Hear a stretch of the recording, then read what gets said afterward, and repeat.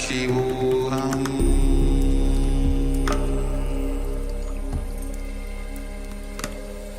Om Nithyananda Paramashivoham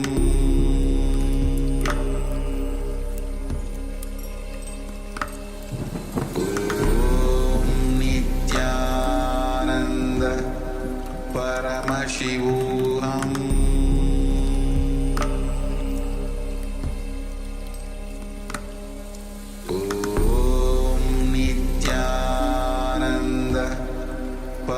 Paramashivoham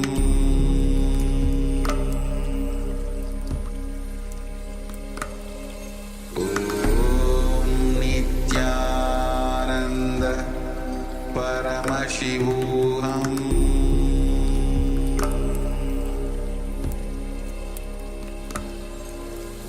Om Nithyananda Paramashivoham Paramashivoham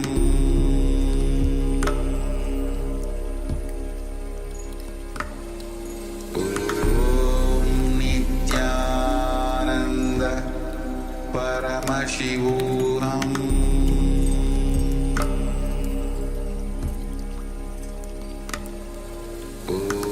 Om Nithyananda Paramashivoham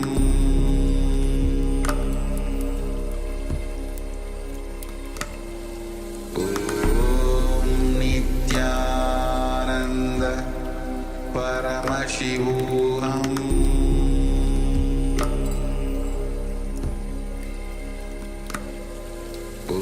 Om Nithyananda Paramashivoham Om Nithyananda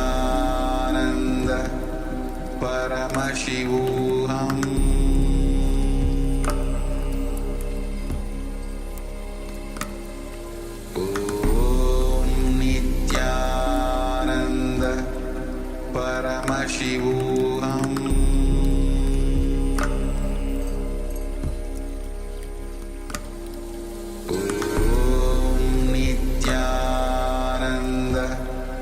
Paramashivoham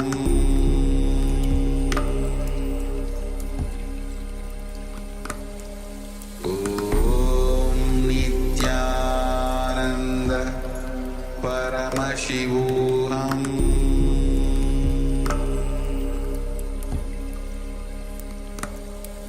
Om Nithyananda Paramashivoham Paramashivoham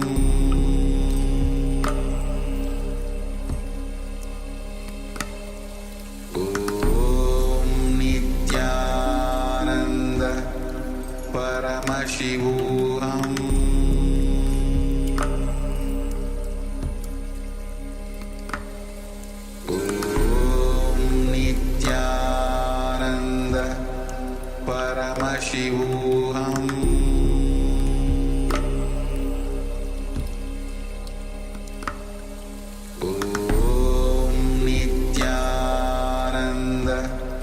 Paramashivoham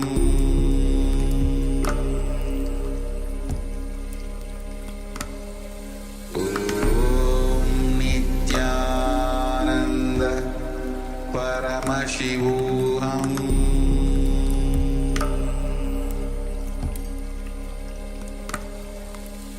Om Nithyananda Paramashivoham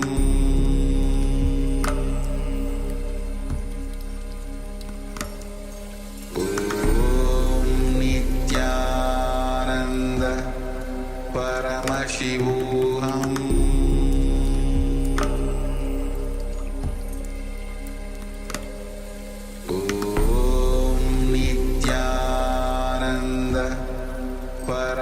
Paramashivoham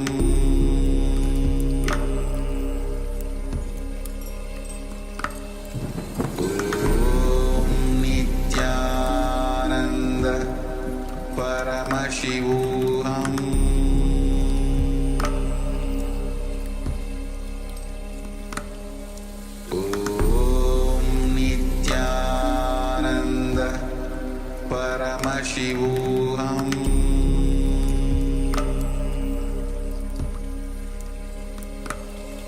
Om Nithyananda Paramashivoham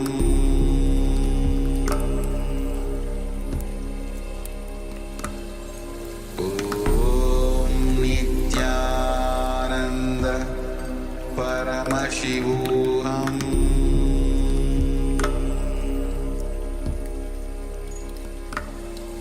Om Nithyananda Paramashivoham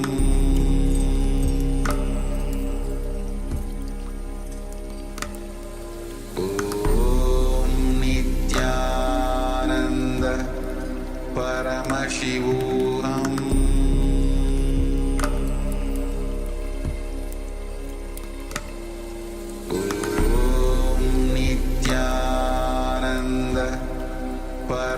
Welcoming all the Paramashivoham participants to another beautiful day of Nithyananda Yoga.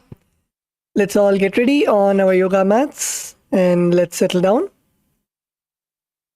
All the male bodies, please make sure that your upper cloths are removed, and everybody please bring your Panchapatram and Udharani.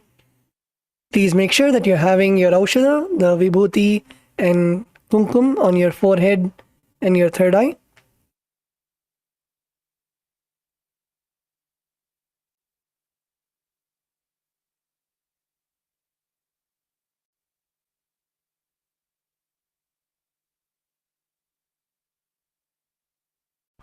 Let's all settle down. Sit down in a comfortable posture.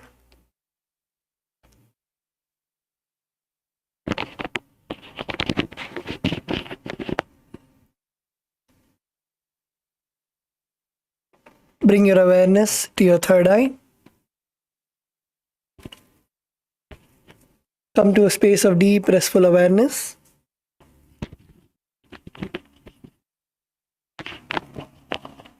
We'll now be beginning the session with the Sadguru Vandanam.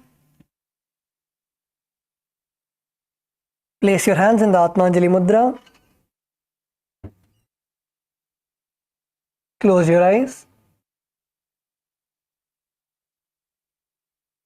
Nithyanandam Paramasukadam Kevalam Jnanamurtim Dvandvatitam Gagana Sadrisham Tattvamasyaadilaksham Ekam Nityam Vimalamachalam Sarvadhi Sakshi Bhutam Bhavatitam Triguna-rahitam Sadgurum Tam Namami.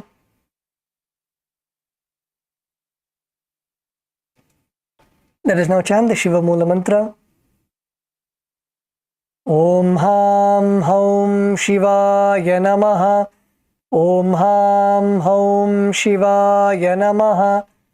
Om Ham Haum Shivaya Namaha. Om Ham Haum Shivaya Namaha. Om Ham Haum Shivaya Namaha.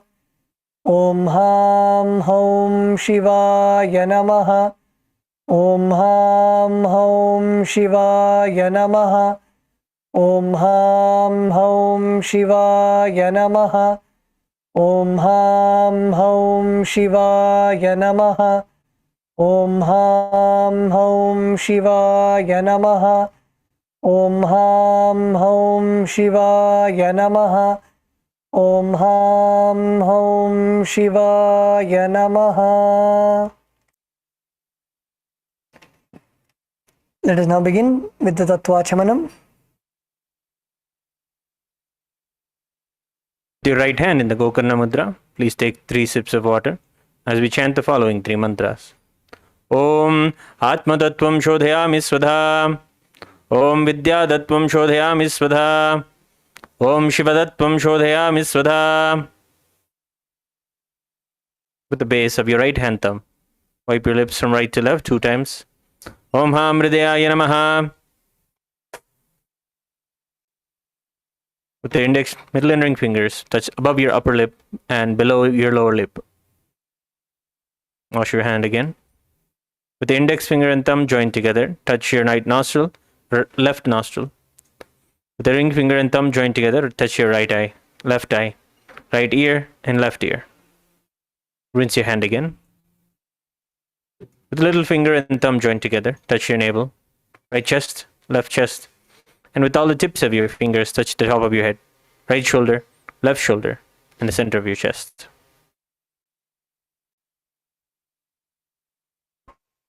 Let us now begin the sankalpa, the conscious resolution.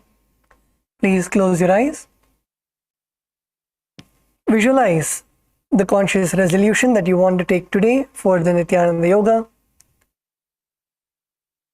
What you want to make part of your inner space, what you want to embed in your biomemory, muscle memory. Visualize your inner space completely complete. And which quality of Swamiji that you want to imbibe, whether it is Swamiji's Tyaga, or whether it is Swamiji's integrity, Swamiji's ferociousness, Swamiji's compassion. Visualize the dimension of Swamiji that you want to embed today in your day.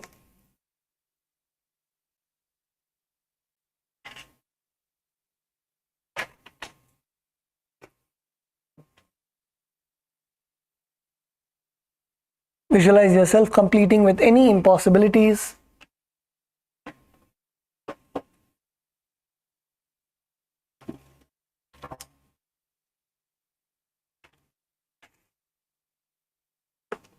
In the same way, visualize your body, how you want your body to be. Visualize yourself being healed from any of the diseases in your body. Visualize all your internal systems, your respiration, your blood circulation, your digestion, all functioning to its optimum level. Visualize your physical body, your skin glowing, your hair the way that you want, your muscles,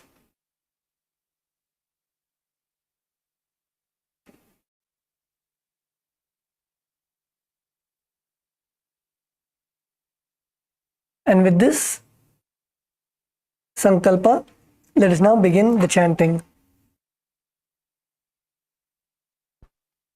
Om Mamopatta Samasta Durjakshe Bhagavat Shri Nithyananda Paramashiva Prityartham Shri Nithyanandeshwari Paramashiva Shakti Sameta Shri Nithyanandeshwara Paramashiva Prityartham Cha Shubhe Shobhane Muhurte Adya Brahmanaha Dvitiya Pararthe Shri Shvetavaraha Kalpe Vaivasvatamanvantare Ashtavimshatitame Nitya Yuge Pradame Pade Jambudvipe Bharatavarshe Bharadakande Meroho Dakshine Parshve Shakabde अस्मिन् वर्तमाने व्यवहारिके प्रभवादीनां षष्ट्याः संवत्सराणां मध्ये क्रोधिनाम संवत्सरे उत्तरायणे लक्ष्मी वेंकटेश्वर ऋतौ कुंभमासे शुक्लपक्षे षष्ट्यां शुभतिथौ मंगलवासरयुक्तायां भरणी नक्षत्र इंद्रयोग औलवकरण एवं गुणविशेषण विशिष्टायाम् अस्यां शुभतिथौ Shri कैलासोन्नत द्वादशान्त Shyamala पीठारूढ़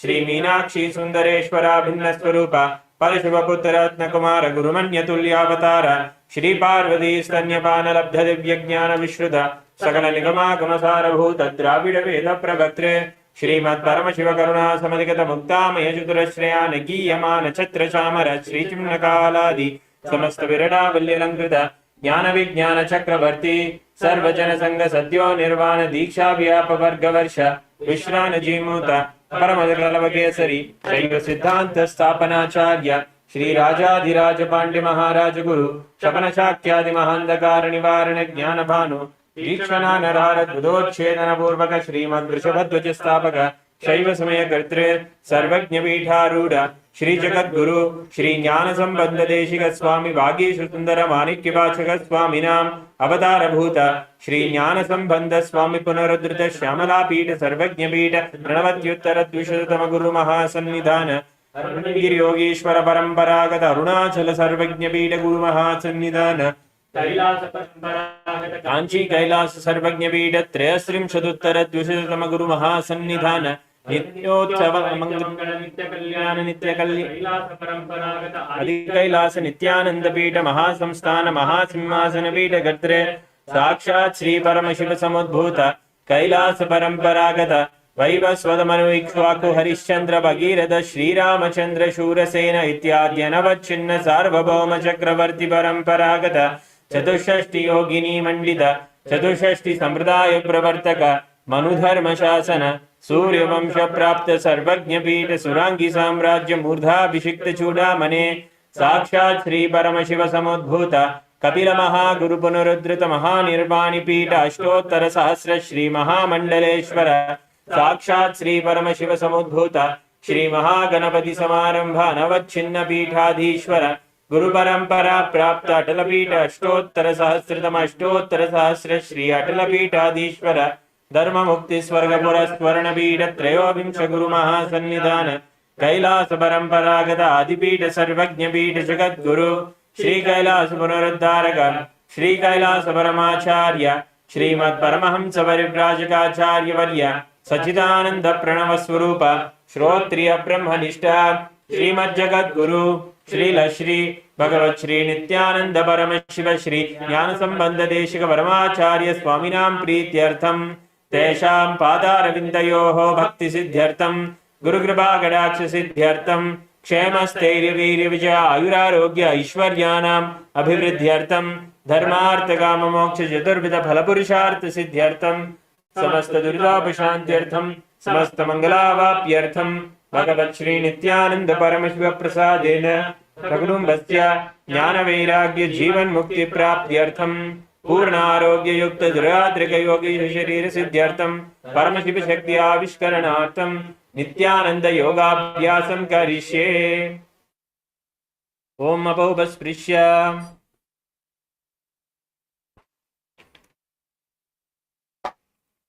Let us now keep our Panchapatram and Uddaranis to the side. And let's all stand up. We'll be beginning with the skeleton dance.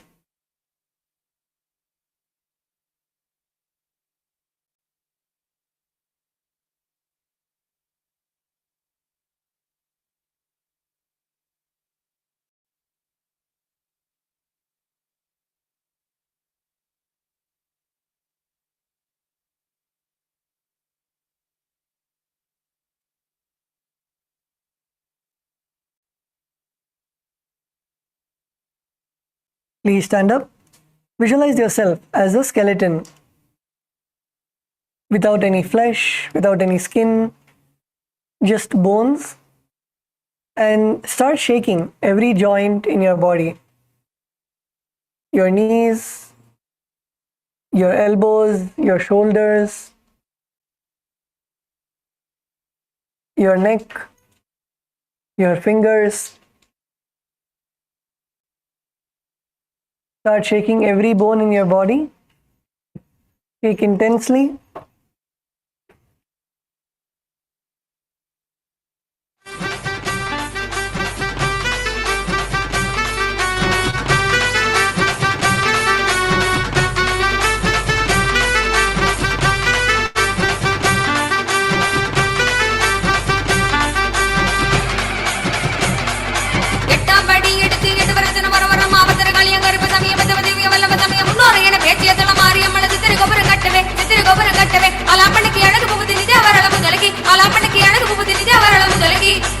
Nithyanandam Nithyanandam Nithyanandam Anandam Nithyanandam Anandam Nithyanandam Nithyanandam Nithyanandam Anandam Nithyanandam Anandam Nithyanandam Nithyanandam Nithyanandam Anandam Nithyanandam Anandam Nithyanandam Nithyanandam Nithyanandam Anandam Nithyanandam Anandam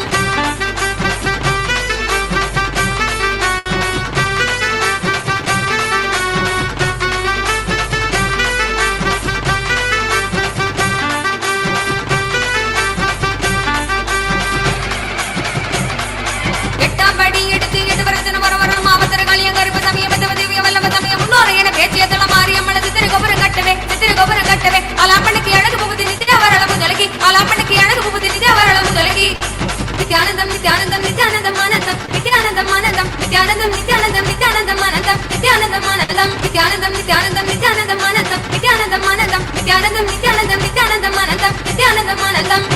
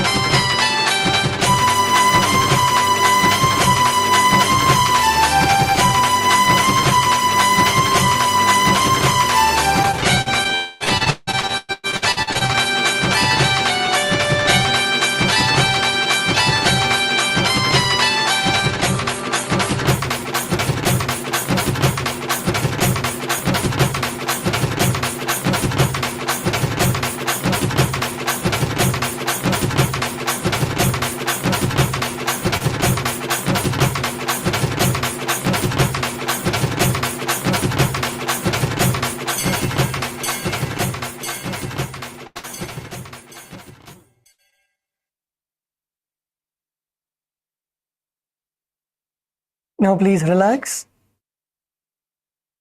Relax and stand still. Stand still. Continue to keep your eyes closed. Focus on your breathing.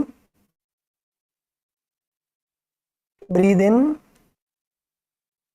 Inhale deeply and exhale. Inhale deeply and exhale.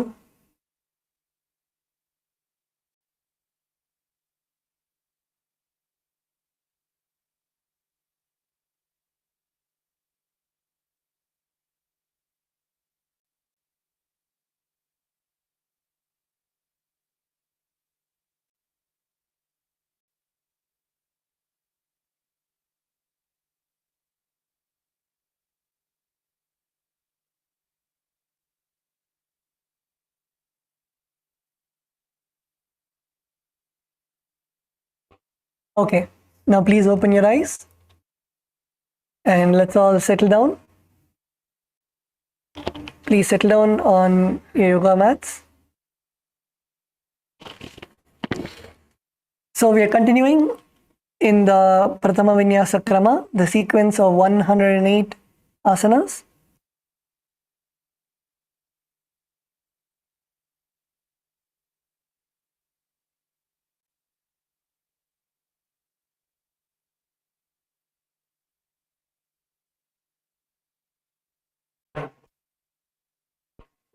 So the first asana for today is the Bhairaganatha. So in this asana, first requesting all the participants to come to a plank position. Let's all come to a plank position. So that is keeping your body parallel to the ground, supporting yourself through keeping your hands on the ground and your legs on the ground. This is the plank position, and now from the plank position you're going to bring your left leg forward. You're going to bring your left leg forward and around your hands. Bring your left leg forward, around your hands, around the outside of your hands, and bring your feet in between your hands. So take your left leg, bring it all the way forward, bring it around your left hand so that your feet comes in between your hands. Yes.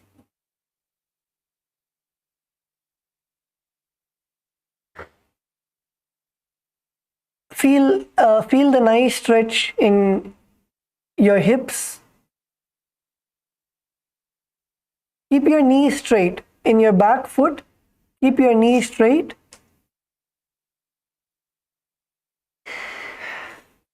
And in this asana, you will gaze to your third eye. Gaze to the third eye. Feel the nice stretch happening in your hips.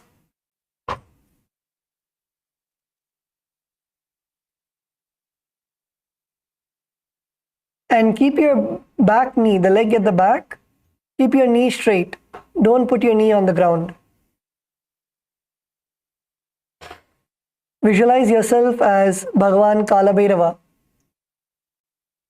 Visualize yourself as Bhagavan Kalabhairava. The pranayama that you will be performing is the Rechaka Kumbhaka. The Rechaka Kumbhaka is exhale completely.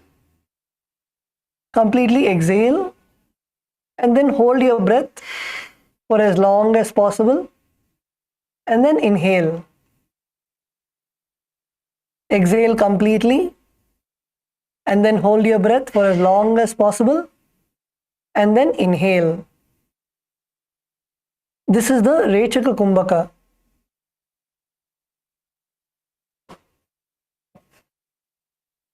And of course, make sure that you're performing the Mula Bandha. Mula Bandha is contracting your perineum. And perform the japa of Sadashivoham. Asana ko gun piti jaye. Okay, now relax. You can bring the feet which was in front, your left leg, you can bring it behind. And now we are going to do it on the other side. So now take your right leg.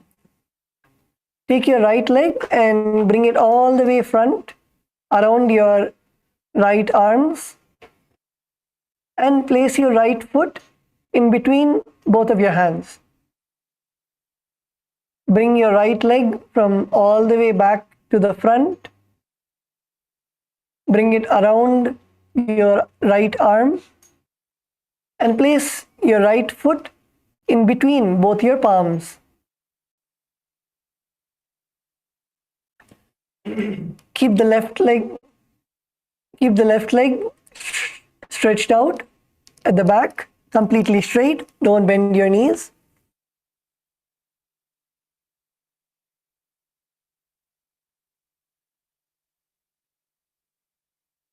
Make sure that try to not touch your knee to the ground. Try to make sure your knee is not touching the ground. You're not taking the support of your knee. Feel the stretch in your hips. Feel the nice stretch in your hips. Gaze to the third eye. Visualize yourself as Bhagavan Kalabhairava. Visualize yourself as Bhagavan Kalabhairava. Perform the Rechaka Kumbhaka. Rechaka Kumbhaka is first exhale. Completely empty your lungs.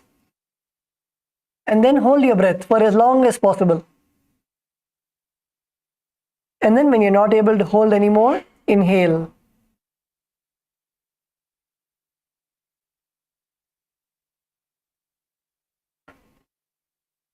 Perform the Mula Bandha, contracting your perineum, and the internal japa of Sadashivoham. Asana ko gun piti jaye.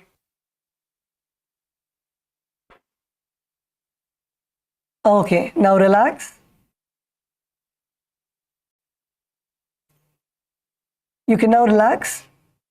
Now come back to Tarakshvasana, that is the plank position. Come back to the plank position. The next asana is Unmukha Pithasana. So now from the plank position, you're going to lower your elbows onto the ground. From the plank position, lower your elbows onto the ground and place your forearms on the ground and walk your feet forward. Walk your feet closer to your face and raise your hips as high as possible. Walk your feet forward and raise your hips as high as possible. And again in this asana, don't crouch your back, don't roll your back, your back should be straight. Don't bend your back. Your back should be nice and straight, and your hips should be as high as possible. Your legs, your heels, try to touch your heels to the ground. Try to touch your heels to the ground. Visualize the stretch in your calf muscles, in your hamstrings.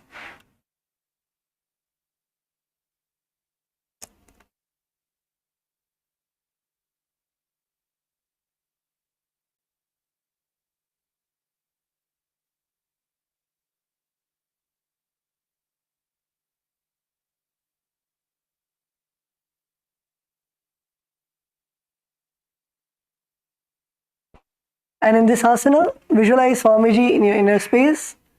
Perform the Rechaka Kumbhaka, that is exhale, and then hold your breath, and then inhale. Perform the Mula Bandha, contracting your perineum, and the japa of Sadashivoham.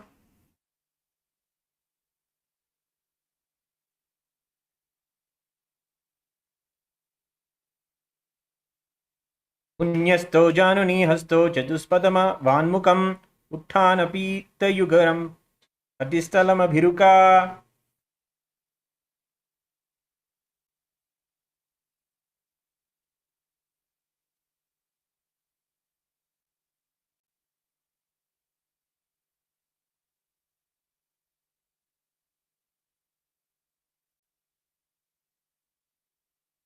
Yes, now relax. The next asana that we're going to do is Vashishthasana. In Vashishthasana, now you're going to come back to a plank position. Now from the plank position, you're now going to rotate your body to one side. So rotate your body beginning with your right side, and now stretch your left arm all the way up to the air. Come on to one hand, come on to your right hand, and now you're going to open up the right side of your body. Open up your body to the right side, and you're going to lift your left arm all the way up to the sky.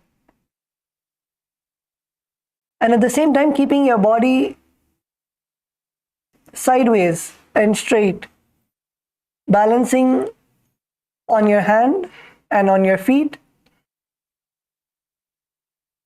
Raise your hips, don't allow your hips to go down. Hold your hips. Keep holding, let's all hold, balance, balance, balance. Don't let your hips fall.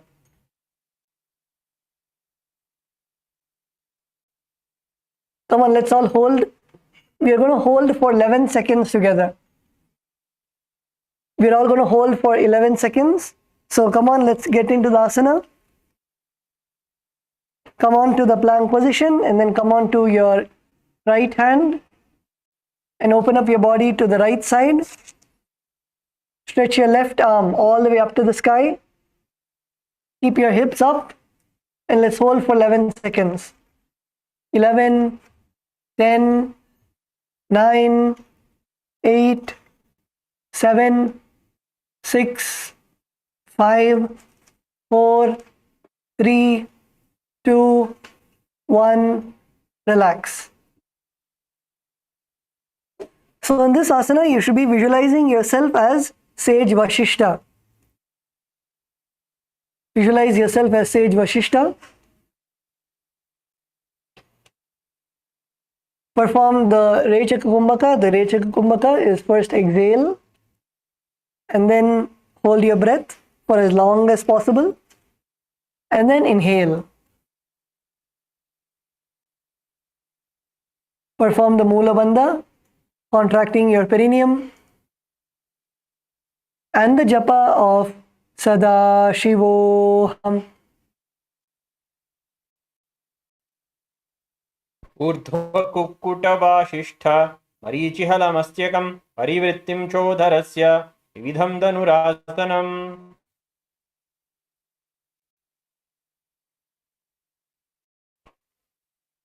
Now relax. Let's now perform the Vasishthasana on the other side. So this time place your left hand on the ground. Come to Tarakvasana, that is the plank position. And then place your left hand on the ground and stretch your right arm all the way up to the sky. Come to the Rakshmasana position.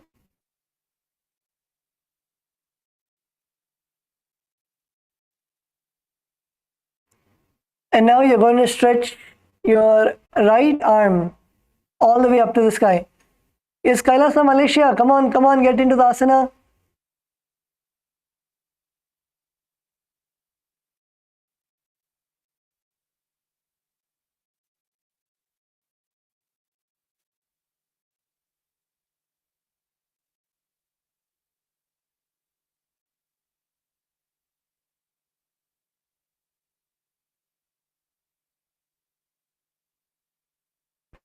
KAILASA LA female body is good.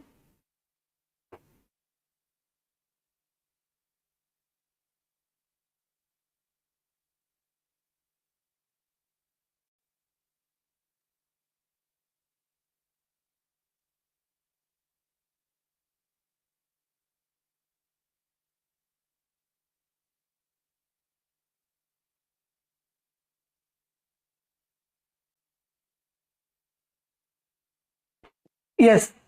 So let's now visualize ourselves as sage Vashishta. Perform the Rechaka Kumbhaka, that is exhale, and then hold your breath and inhale.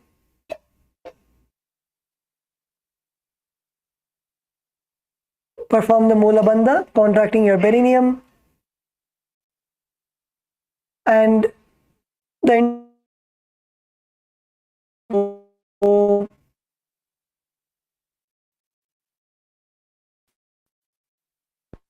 ऊटभाशिष्टाईचिहलमस्त्यकं परिबन्धसनम्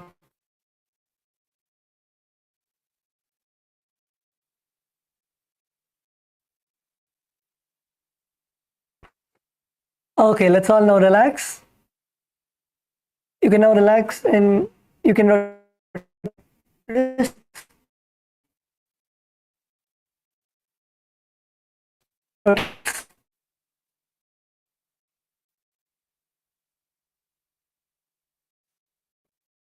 rotate your shoulders.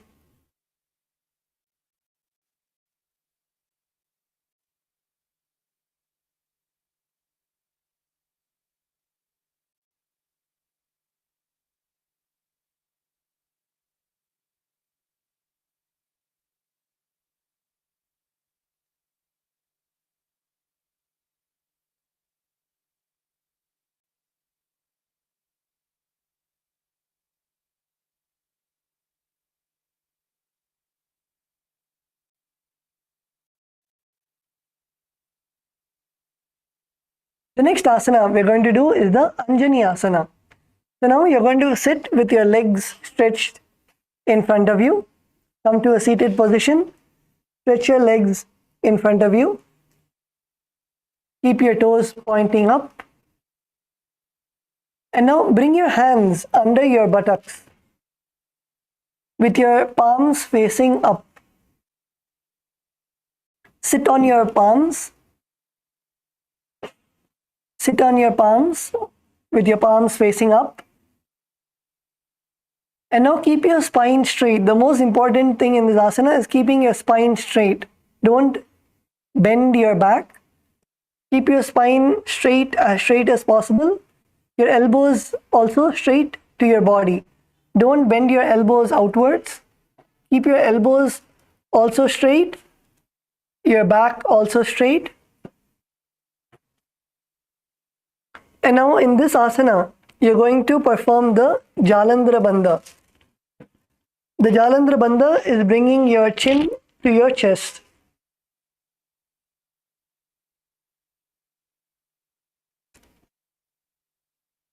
Bring your chin to your chest and lock your chin to the chest. And in this asana, you will perform the Rechaka Kumbhaka.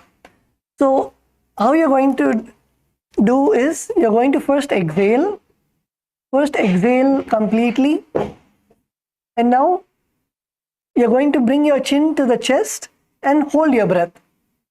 When you're doing the bandha, hold your breath, do the kumbhaka. So first exhale, completely empty your lungs, exhale all the air out of your lungs. And now when you want to hold your breath, bring your chin to the chest, lock your chin to the chest. Automatically you will see that you are holding your breath. Hold your breath for a few seconds, as long as possible. And now when you're not able to hold anymore, you can release the bandha and you can take a nice deep breath inhale. So let's all do it together. Let's do this together. First exhale, and now bring your chin to the chest and hold your breath. Let's hold the breath for 5 seconds. 5, 4, 3, 2, 1. Now release the Jalandhara Bandha and inhale. Let's do it again. Exhale completely. And now bring your chin to the chest and hold your breath for 5 seconds. 5, 4, 3, 2, 1. Now release the bandha and inhale deeply. Wonderful. And in this asana, you're going to visualize yourself as Bhagavan Hanuman. Visualize yourself as Bhagavan Hanuman. Bhagavan Hanuman is the devotee of Bhagavan Rama.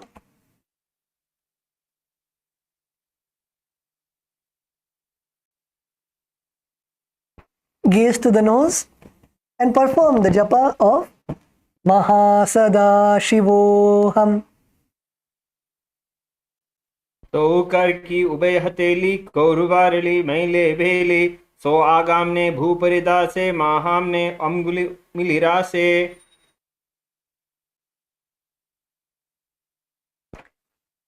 Yes, now relax. The next asana is Paschimottanasana. Now in this asana, you're going to continue to be seated with your legs in front of you. Continue to be seated with your legs in front of you. And now you're going to stretch your arms all the way up to the sky. Stretch your arms all the way up to the sky.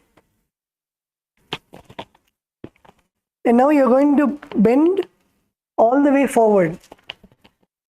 You're going to bend from your hips all the way down, down, down, down, down, holding your toes and bringing your head all the way to your knees. This is the Paschimottanasana. So let's all do it together. So first come sit comfortably. Sit comfortably. And now raise your hands all the way up. Inhale, raise your hands all the way up. And now exhale. Exhale and come all the way down as much as possible. Reach as much as possible. Come all the way down. Try to reach. If you can touch your toes, that's wonderful. Now bring your forehead closer and closer all the way down. And stay.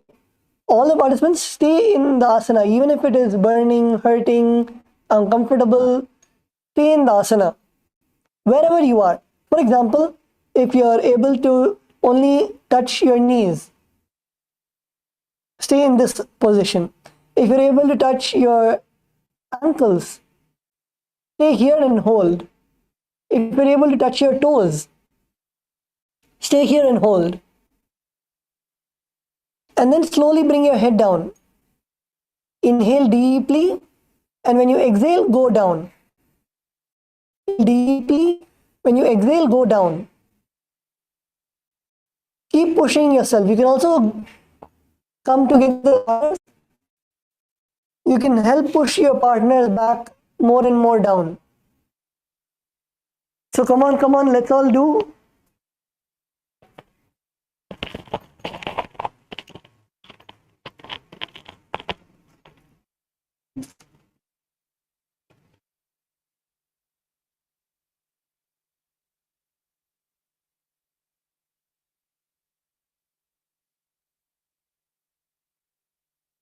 Yes, all the participants. Yes, Kailasa, Malaysia, good. Yes, Aya, you can slowly push his back and go more down. Be in the asana. There is no hurry. Today, all of us are going to finish this asana only and go on to the next asana.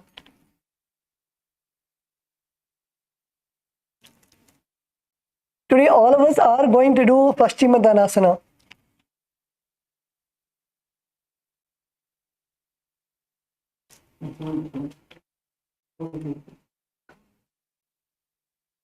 Is Kailasa LA male bodies, the Aya with the white dress? Aya, can you put your name in the chat, please? Wonderful.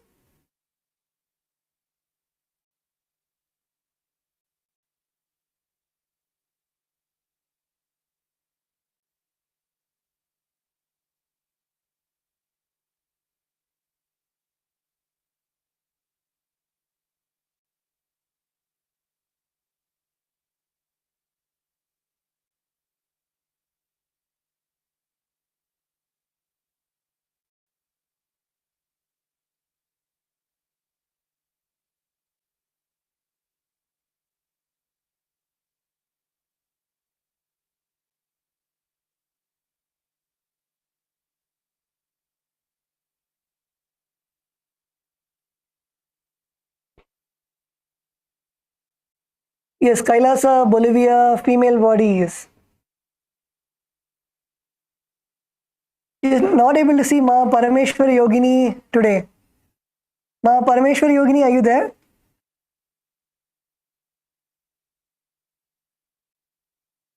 Okay.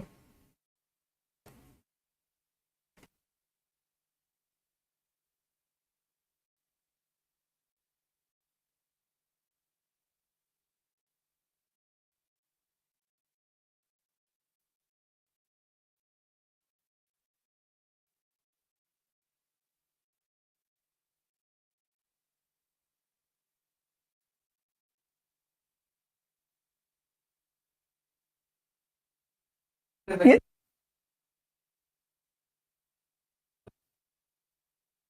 Kailasa, you help Kailasa LA male bodies. You can partner up.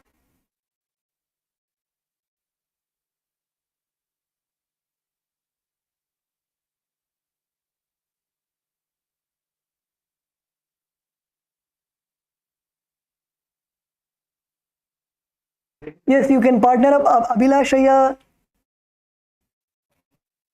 you can partner with someone.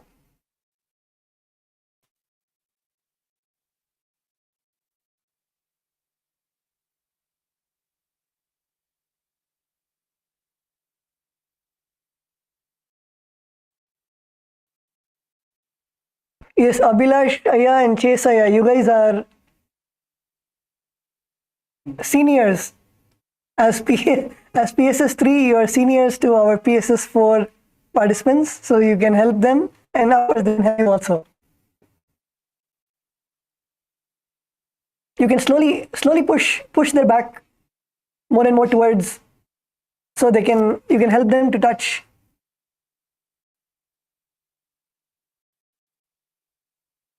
their toes and bring their forehead onto the knees.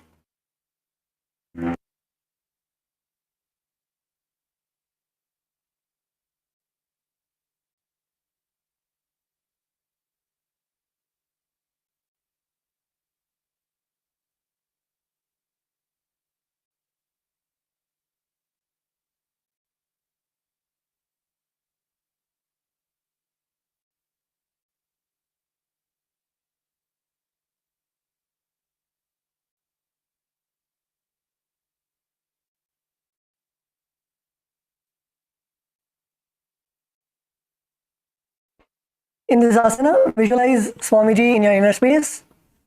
Perform the Rechaka Kumbhaka. Rechaka Kumbhaka is again exhale and then hold your breath and then inhale. And in this asana, we are going to perform the Mahamudra Bandha. Mahamudra Bandha is all three bandhas put together. So first, bring your chin to your chest. Bring your chin to the chest. And now pull your stomach in and up in the Uddiyana Bandha. Perform the Uddiyana Bandha. Pull your stomach in and up. And now the Mula Bandha, contracting your perineum. Go down. And now go down. See, if you pull your stomach inside, you will be able to go little more forward. It will help you to go a little more forward. Yes, Kailasa, Bolivia, the Ma on pink mat. The Ma on the pink mat right in front of the camera. Ma, can you type her name, please? Maybe somebody can help her. She's all the way touching her knees. Just little more. Just little more to go. The hall volunteer, can you help her a little bit? Push her a little bit more. And help her touch her forehead to the knees.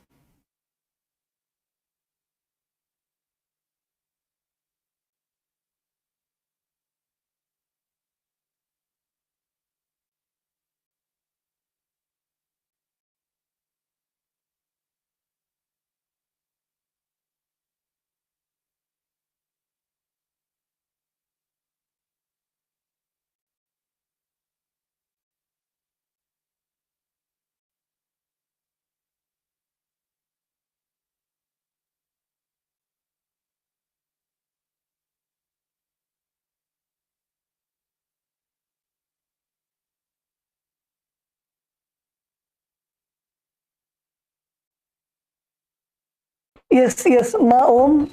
Ma Om, come on, go down. Go down, down, down.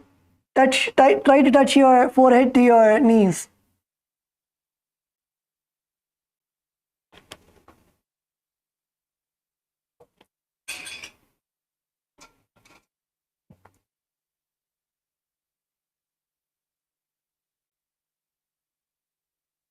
Yes, did she touch? She touched?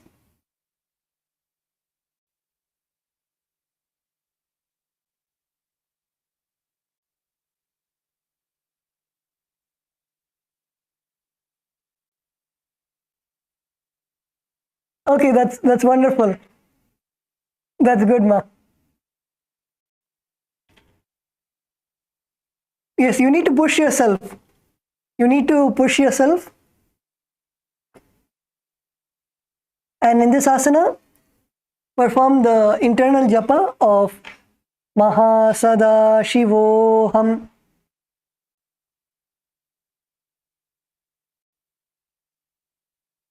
Janu parilalatam tu paschimam tanamuchyate yena kena prakarena sukam dharyam cha jayate.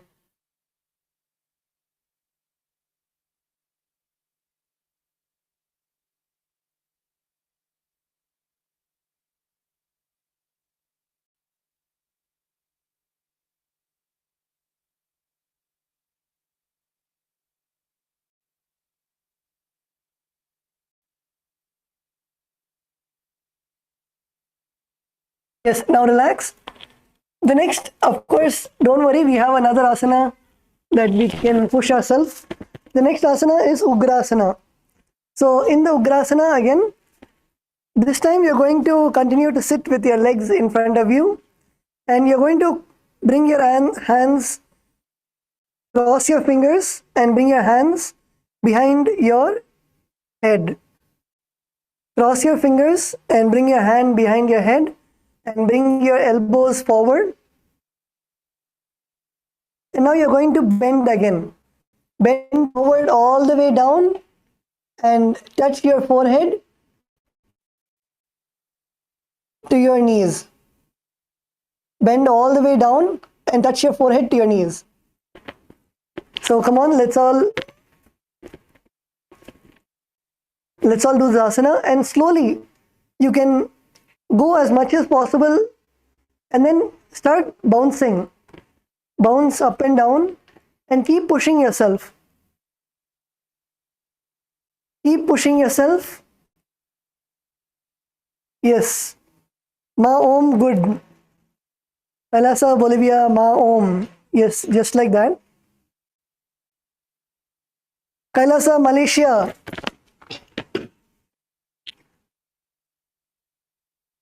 KAILASA, Malaysia. Come on, down, down, down.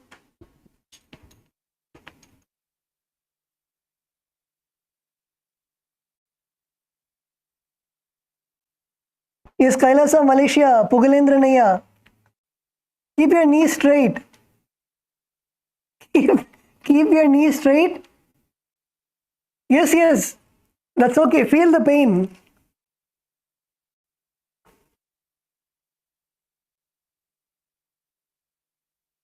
Yes, come on, bend down, bend down. Keep bending down. Go as much as possible and stay there. Stay there, keep bouncing, and as you exhale, keep coming closer. You'll actually see that your body will respond and you will start going lower and lower.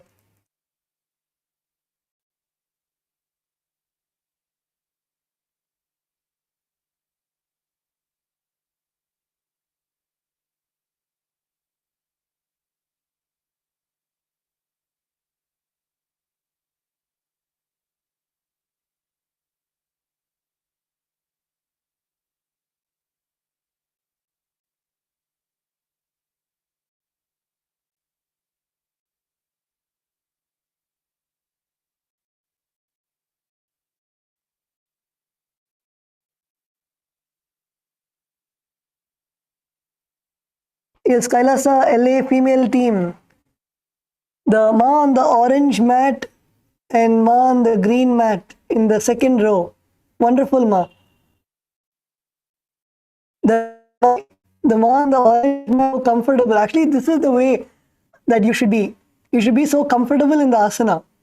You should literally sleep in the asana.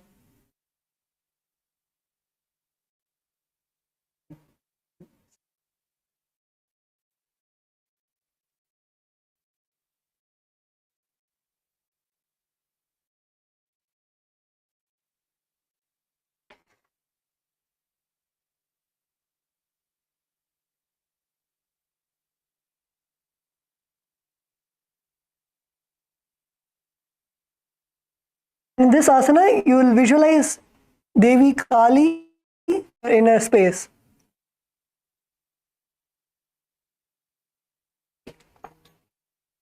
Visualize Devi Kali in your inner space. And also, if your partner is not, you can help your partner. Yes, you can help.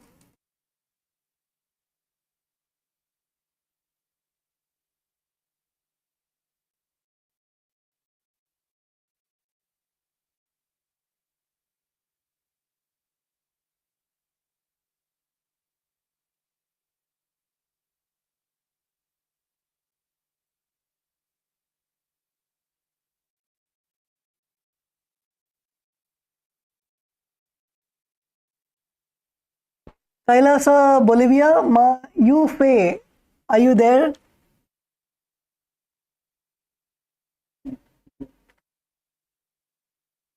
Okay, yes, Nithyananda, Ma.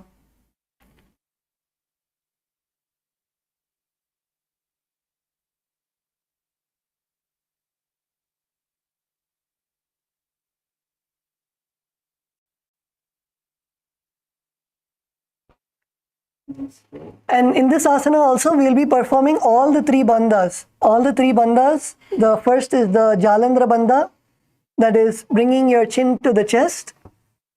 The Uddiyana bandha, pulling your stomach in and up. And Mula bandha, contracting your perineum. So once you do all the three bandhas, and now go down. Go down as much as possible.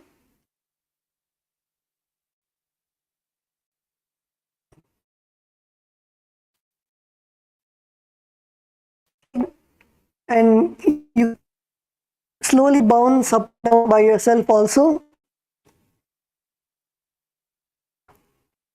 Feel your hamstrings loosening up.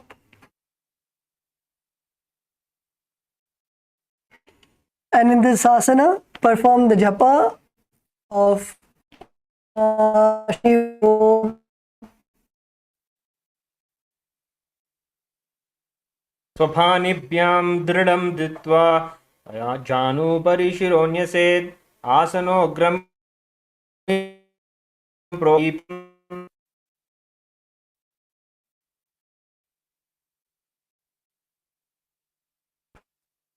Yes, now relax. Now relax and come up.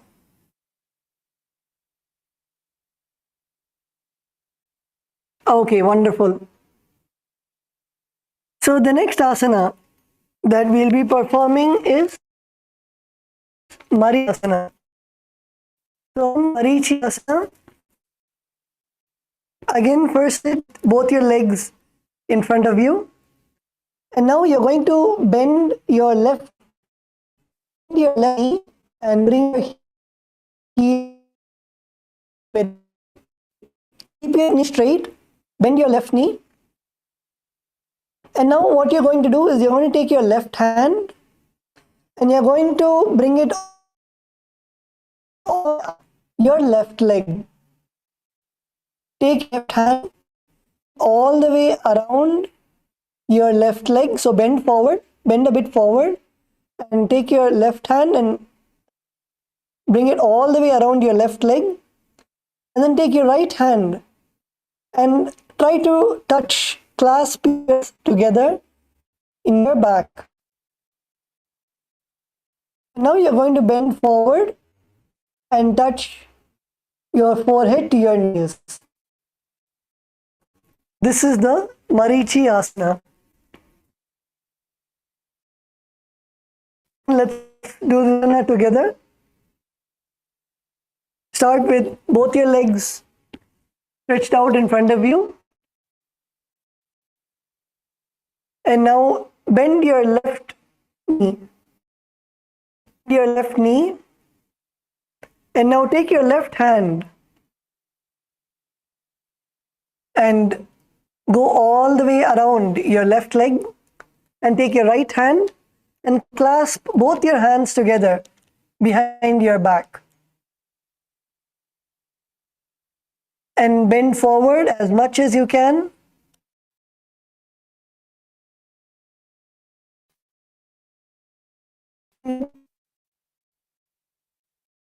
I love Divya. Female body is good. Ma Yufe, are you able to touch your head to your knee?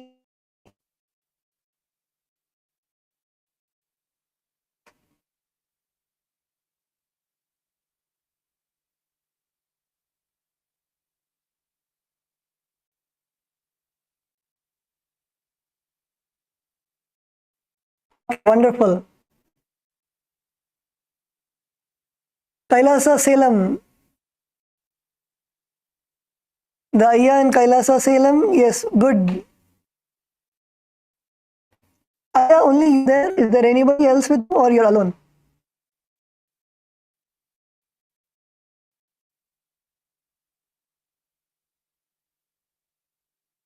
Kailasa Salem, is there anybody else or you're alone in Kailasa Salem? Can you put it in the chat, please, Ayya?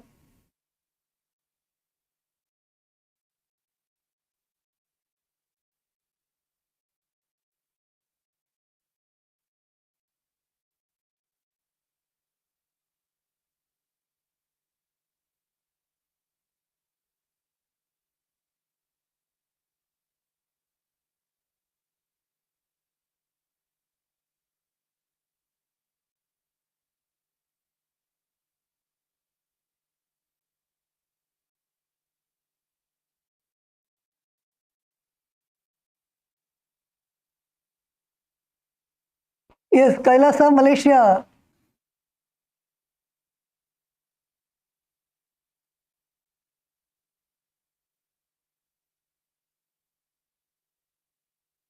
Kailasa, Malaysia, yes, down, down, down.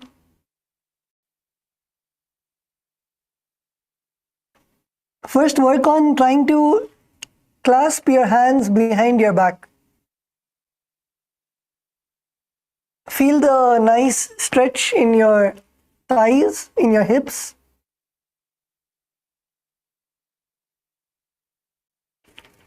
And then bend forward. Bend forward as much as possible. And in this asana, visualize yourself as sage Marichi. Visualize yourself as sage Marichi.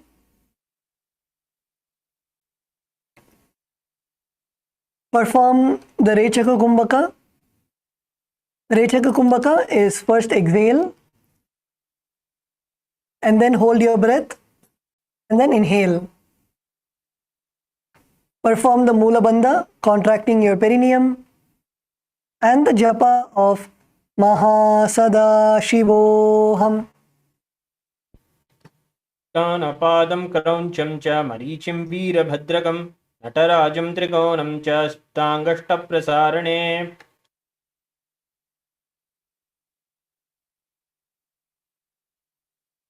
Now relax. Now, from the same asana, the next asana is Mudrasana. So, in Marichi Asana, you would have noticed that your left knee is bent. So, you can just make the knee fall to the ground. So, make the knee fall to the ground to the side. So, your left knee would be to your side and your right leg continues to be stretched out in front of you. Now, inhale. Place both your hands all the way up. Inhale and bring your hands up to the sky. And bend all the way forward. And you're going to touch your toes with your fingers and your head to your knees. This is the Mudrasana. So let's all do this together. Sit with your left foot close to your perineum, your left heel close to your perineum, and your left knees to your side. Your right leg stretched out in front of you. Make sure that your right knee is straight. And now inhale, bring both your arms all the way up, and exhale and touch your toes. Touch your toes with your fingers and your head to your knees. And in this asana also, if you're not able to go all the way down, you can first go to touch your knees. If you are able to touch your knees and keep pushing yourself down and down. If you're able to touch your ankles, that's okay. If you're able to touch your toes, and then slowly push yourself all the way down, and always remember to bend from your hips. Remember to bend from your hips. Don't bend from your back. Don't round your back and try to bend. Bend from your hips. So keep your back straight and then go as forward as possible. Keep your back straight and go as forward as possible.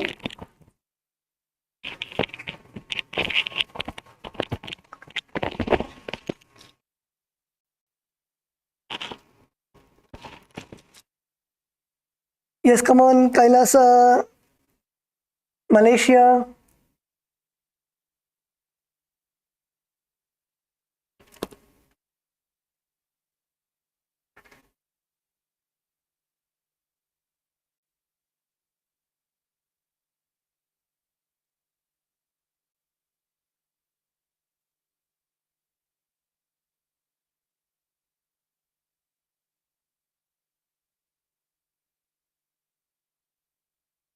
Kailasa LA female team. Kailasa LA female team, good.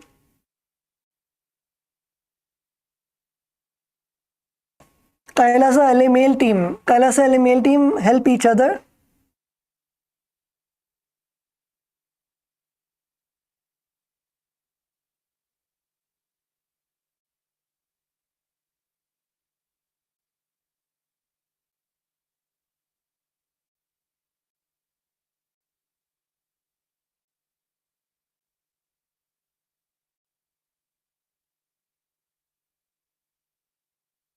And in this asana, you will be performing all the three bandhas.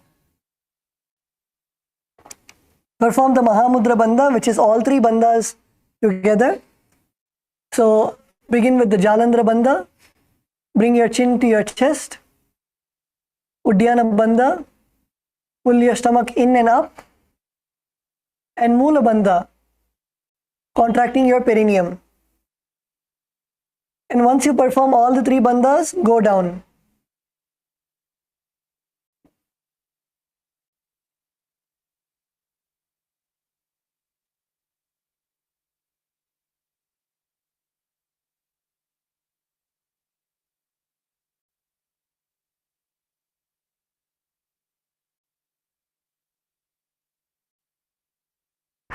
And in this asana, perform the japa Mahasada Shivoham.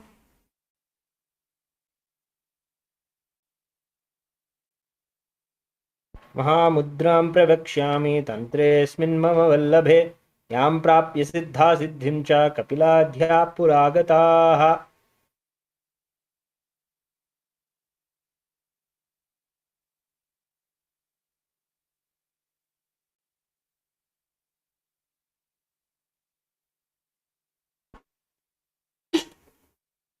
Okay, so now we are going to do the Marichi Asana on the other side.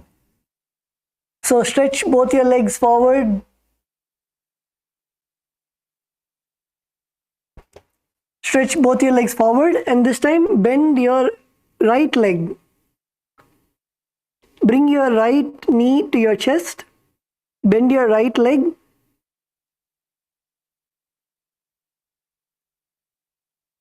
Bring your heels to the perineum and your right knee to your chest.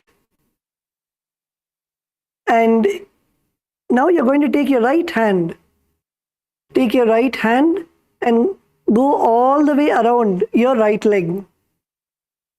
Take your right hand and go all the way around your right leg, and your left hand, bring it all the way back and clasp both your hands together behind your back.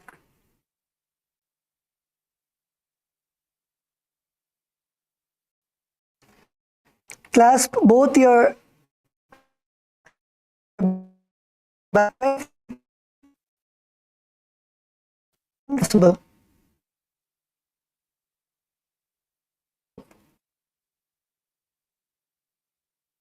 and bring your forehead on all the way to your knees.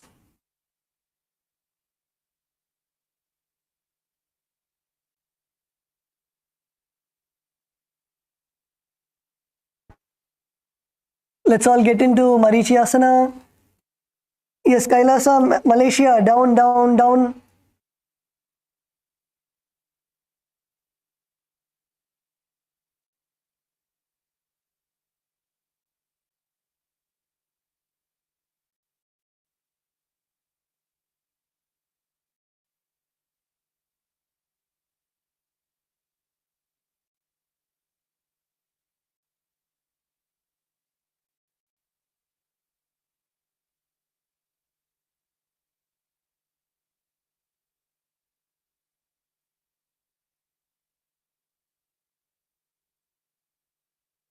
Yes, Kailasa, Malaysia, Baluaya, did you do?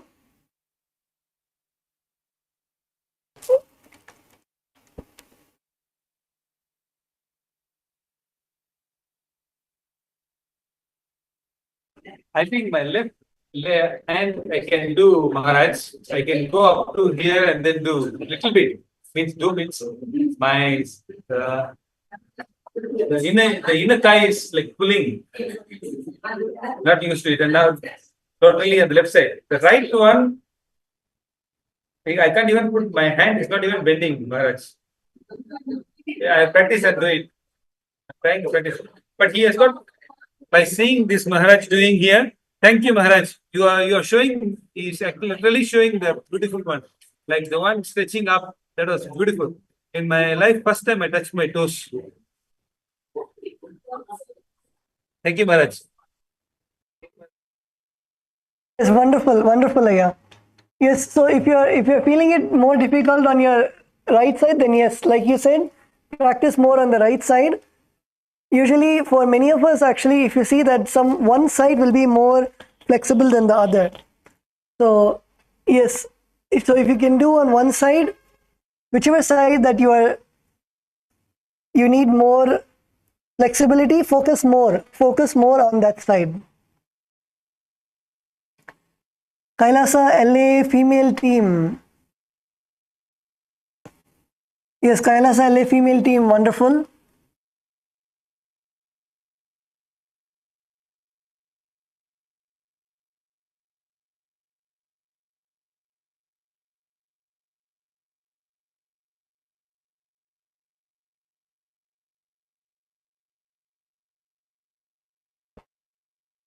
KAILASA Salem.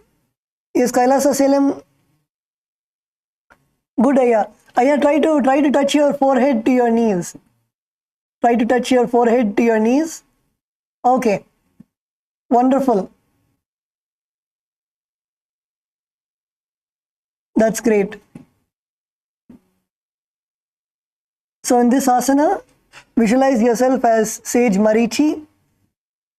Perform the Rechaka Kumbhaka. Exhale, hold your breath, and then inhale. Perform the Mula Bandha, contracting your perineum, and the japa of Mahasada-shivoham. उत्तानपादं क्रौञ्चं च मरीचिं वीरभद्रकं नटराजं त्रिकोणं च सुप्ताङ्गष्टप्रसारणे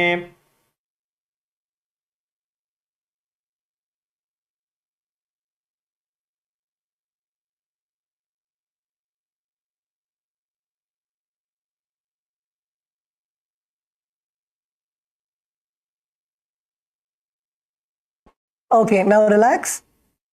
The next asana is mudrasana. So again, we're going to perform the mudrasana on the right side. So make sure that your left leg, continue to keep your left leg straight. Keep your left leg straight, and you can let your right knee fall to the ground. Let your right knee fall to the ground in the side. And now again, sit straight. Sit straight as keep your back straight, raise your arms all the way up to the sky. Inhale, and then when you exhale, go forward. Bend forward all the way down and touch your forehead to your knees.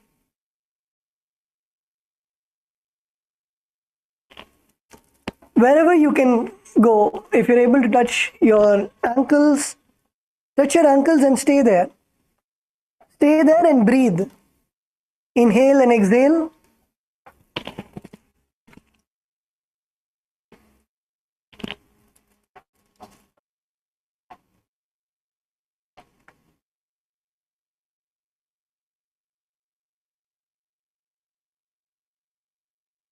Yes, Kailasa, Bolivia, Ma Yufe. Wonderful.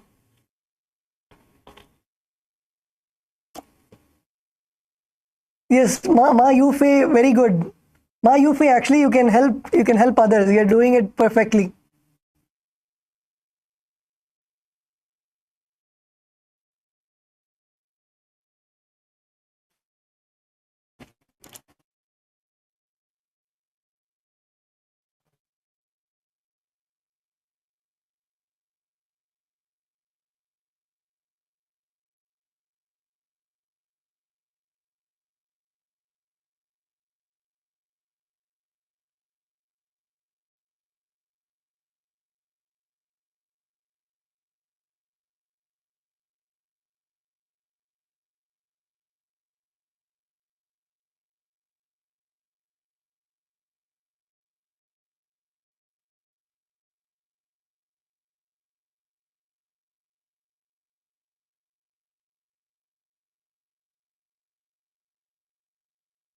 Yes, Kailasa, LA, Ma Mahapurna. Ma Mahapurna, yes, come on, go down. Go down from your hips. Sit straight and go all the way down. Go from your hips, yes. Go and stay there. Stay there and slowly breathe. Breathe in and out.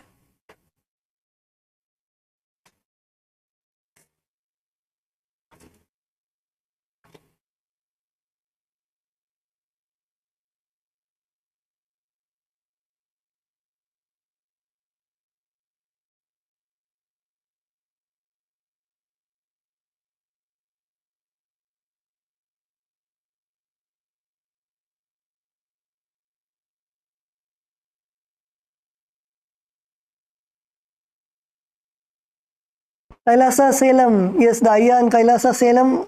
Very good.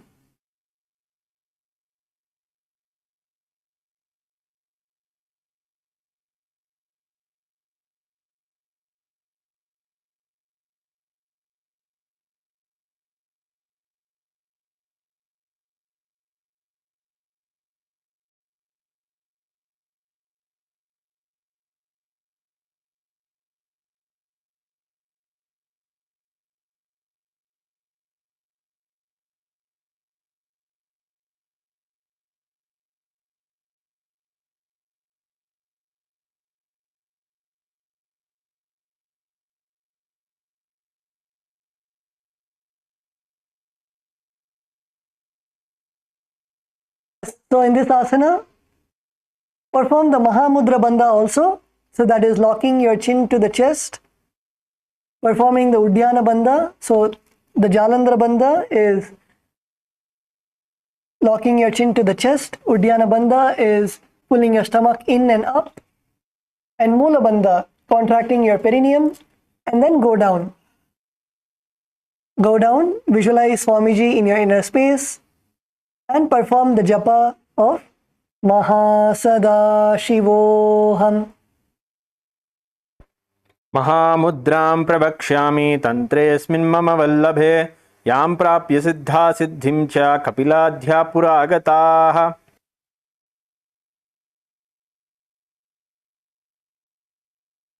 Okay, now relax. You can now bring both your feet forward in front of you.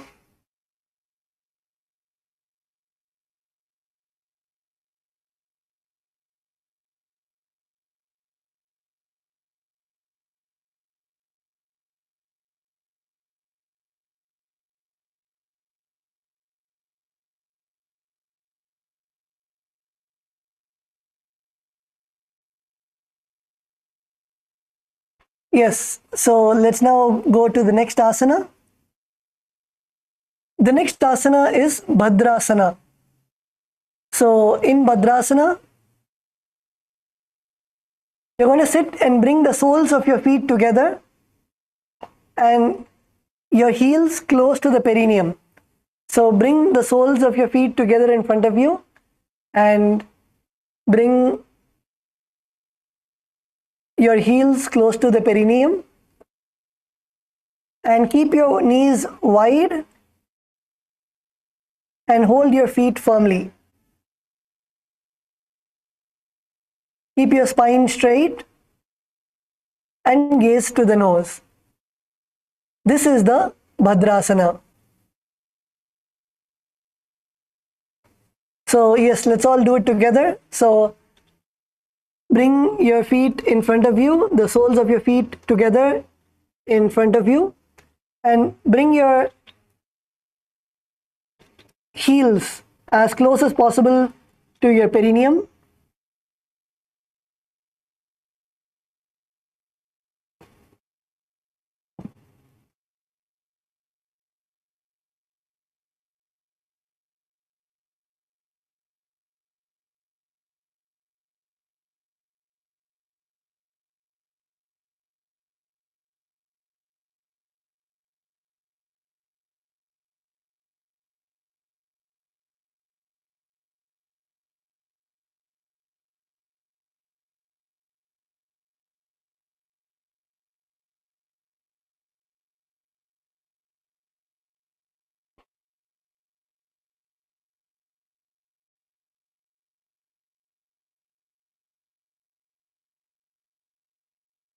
Kailasa, LA, male bodies, Devarupaya, try to push your thighs as much as possible down. Push your knees all the way to the ground.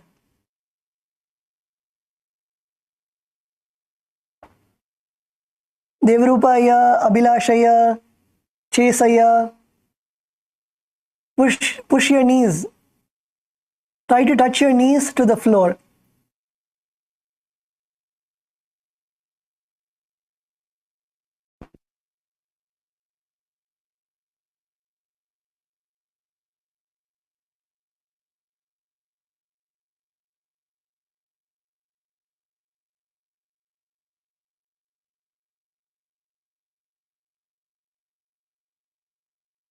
Kailasa LA female team, good. Kailasa LA female team, Ma Atmadaya, Ma Maha Govindananda. Ma Maha Govindananda, knees more down. Your knees should touch the floor.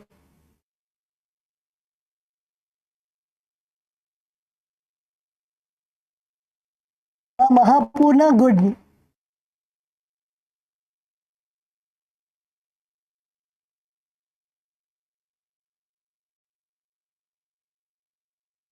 Ma Nyan Lakshmi Kailasa LA, good.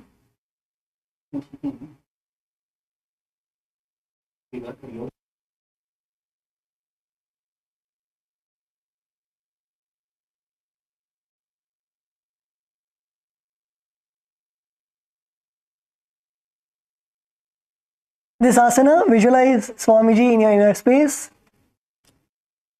Perform the Rechaka Kumbhaka. So continue to keep remembering to perform the Kumbhaka, the pranayama in every asana. So the Rechaka Kumbhaka is first exhale and then hold your breath as long as possible and then inhale. Perform the Mula Bandha, contracting your perineum, and the Japa Maha Sada Shivoham.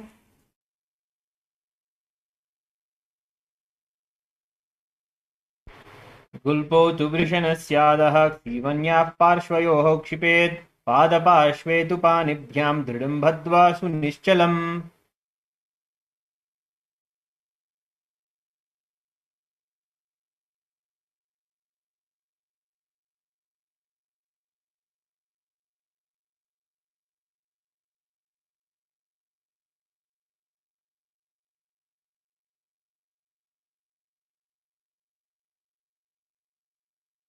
Yes, let's now go to the next asana. The next asana is Gwali Pavasana.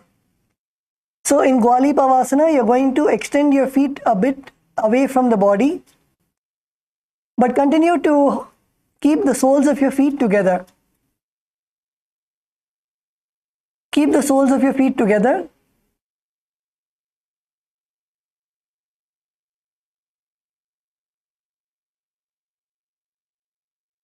Keep the soles of your feet together. Your toes and feet you can extend a little bit away from your body. Now place your hands on the respective knees and tuck your chin to the chest in Jalandhara Bandha. In Jalandhara Bandha, tuck your chin to the chest and gaze to the nose. This is the Gwali Pavasana.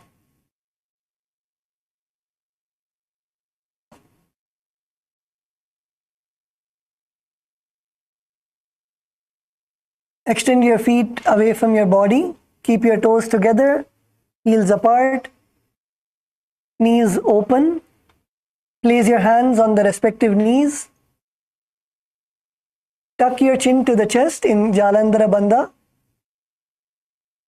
and gaze to your nose. Yes, Kailasa LA female team, good.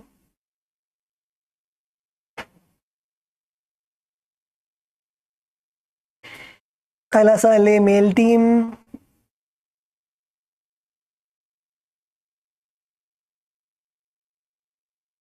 Kailasa Bolivia female team. Try to push your knees to the ground.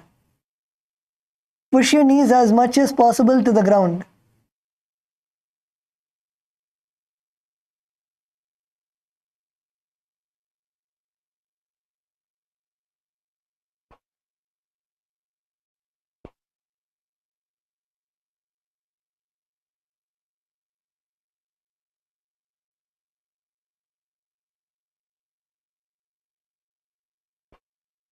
Visualize Swamiji in your inner space.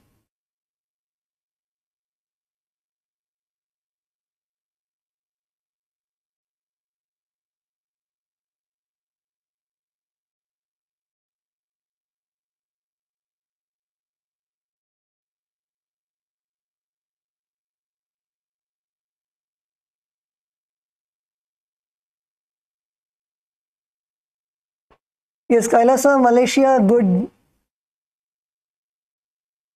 Kailasa, Malaysia, the Ma on the pink mat. The Ma on the pink mat, good.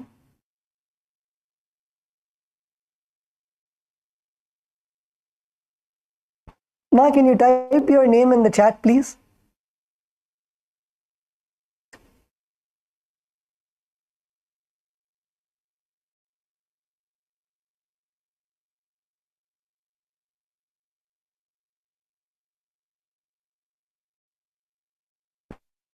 In asana, visualize Swamiji in your inner space.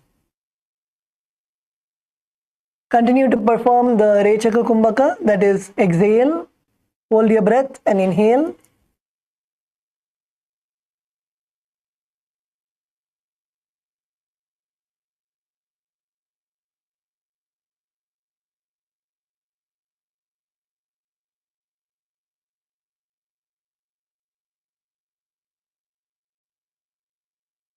Yes, Ma Kailasa, Malaysia, Ma Shakti Vel. Thank you. Yes, wonderful.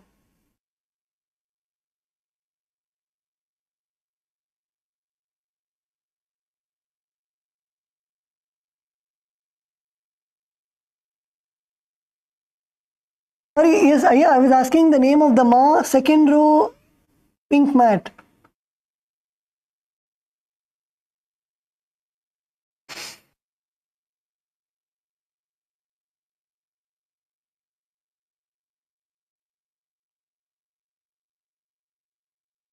Yes, the Ma on the second row. Yes, second row behind Pugalendranaya. Yes, yes.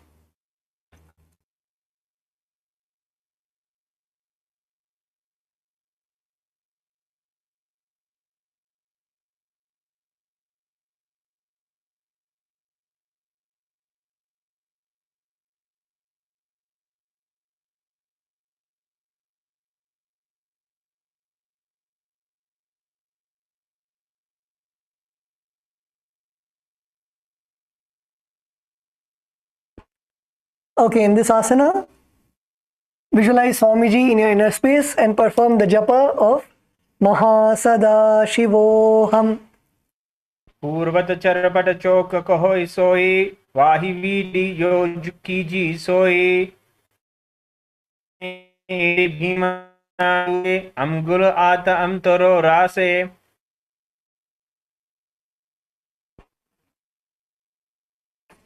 Okay, so now continue to remain is Joni Asana.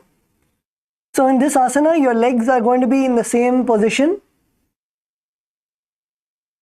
So keeping the soles of your feet together in front of you, and you can have some distance between your perineum and your feet.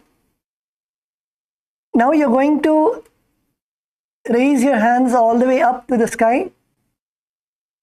Raise your hands all the way up to the sky. Inhale. And now bend down and forward. Bend down and forward and bring your head, bring your forehead to your feet. Bring your forehead to the feet. Yes, Kailasa, Malaysia, Baluaya, good.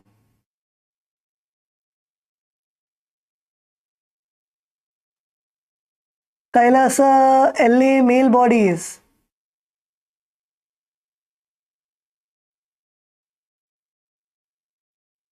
Kailasa, LA, male bodies. Abhilashaya.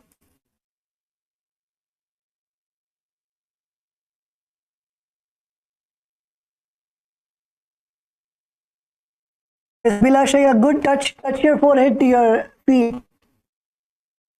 Come on, bend, bend, bend. Kailasa, LA, male bodies. You can help each other also.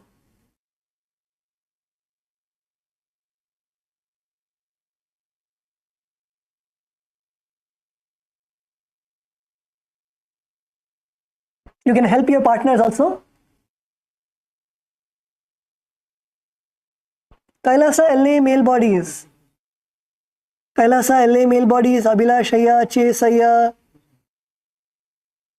You can help each other also. You can push the back of your partner so your partner's forehead touches your feet.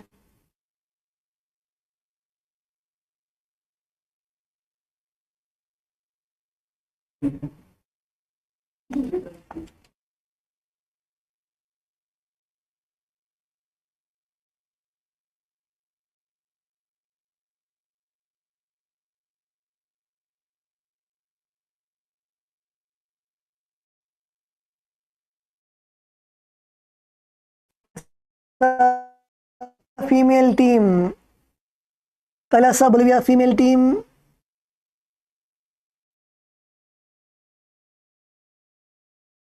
Ma Yufe. Ma is Ma Parameshwari Yogini there?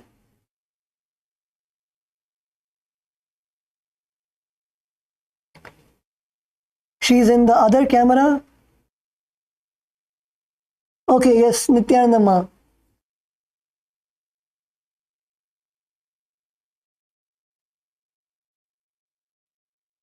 Yes, Ma Parameshwari Yogini, able to see you.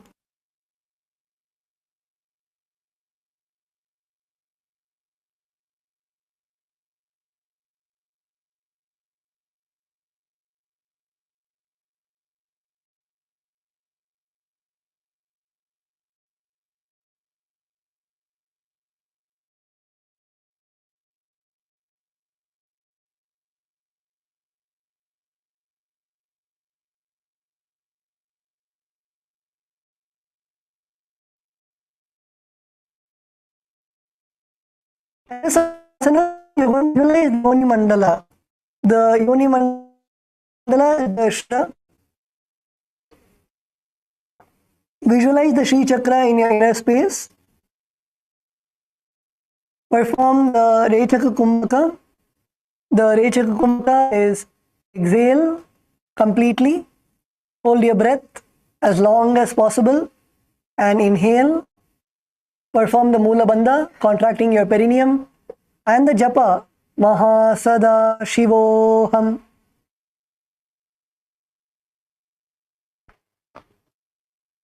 तो भगतेली संपुट करे येडिमीड के दिग डरे अर्धात गो अंतर रासे लिलाथ भगतल्याम परिदासे.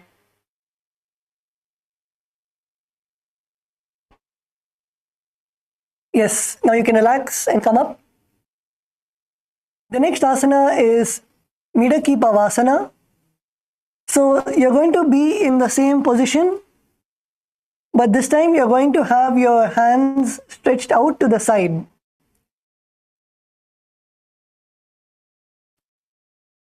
Toes upward and knees wide. Lean forward and down. And this time you're going to extend your hands out wide and bring your forehead to the ground. Bring your forehead to the ground or to your feet. So let's all get into the asana. This asana is Midaki Pavasana.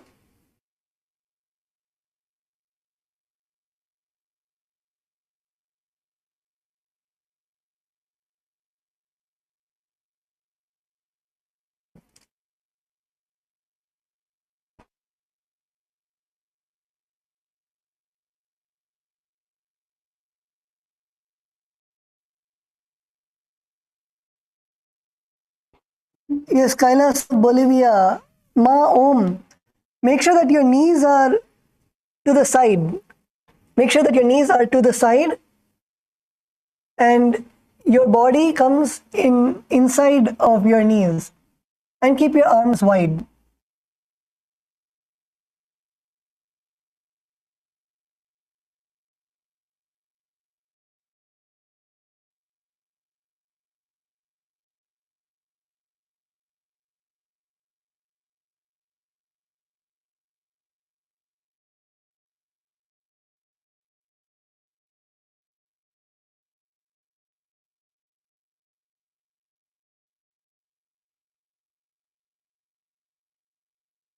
Yes,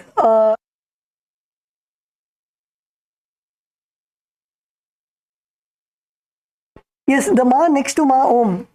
The Ma on the blue mat, can you help Ma Om?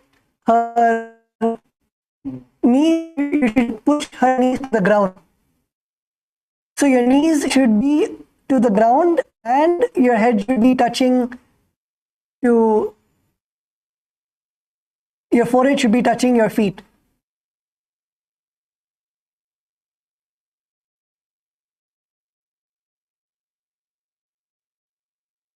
Yes, yes, exactly.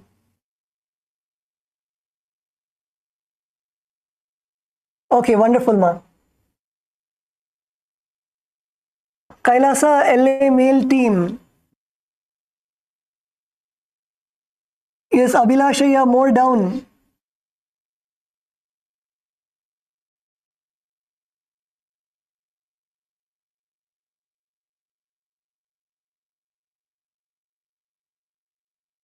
Kailasa LA male team, again, you can help each other. You can help each other. Also, Kailasa LA male team, the Ayya with the white dress.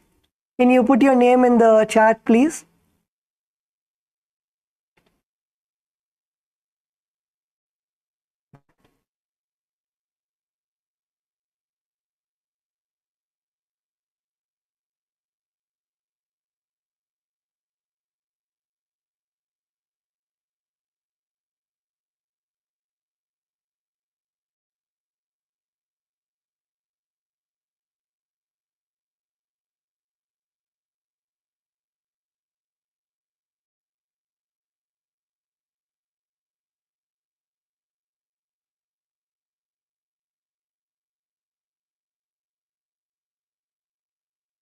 Yes, Kailasa, Malaysia.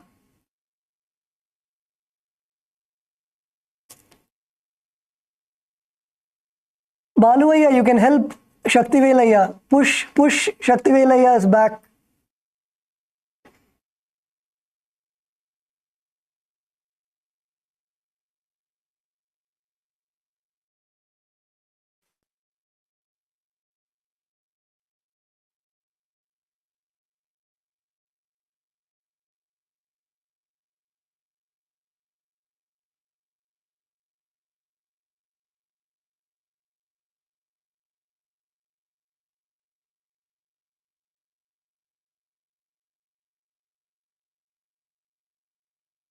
So in this asana, visualize Swamiji in your inner space. Continue to perform the Rechaka Kumbhaka. Exhale completely.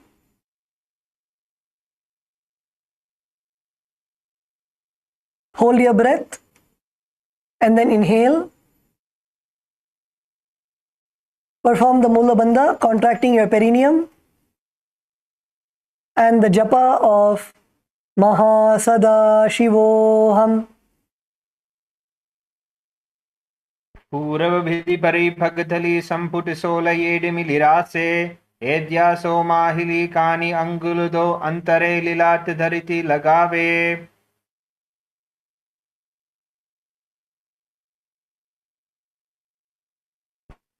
Okay, now you can relax.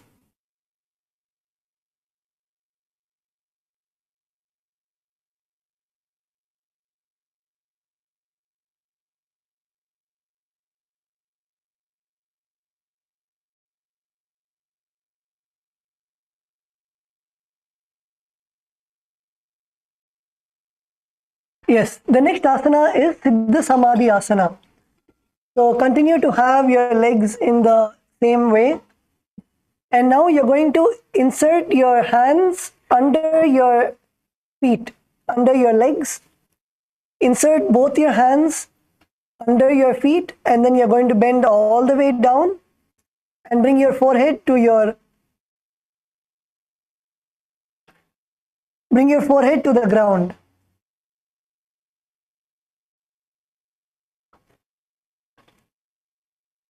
Yes, Pugalendranaya.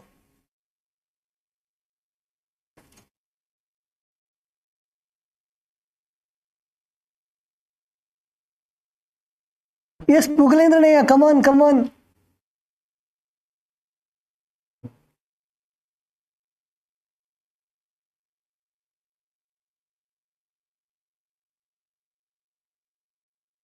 Pugalendra, hands under your legs. Bring your hands under your legs. Yes, hands under your legs, and now bring your forehead to your feet.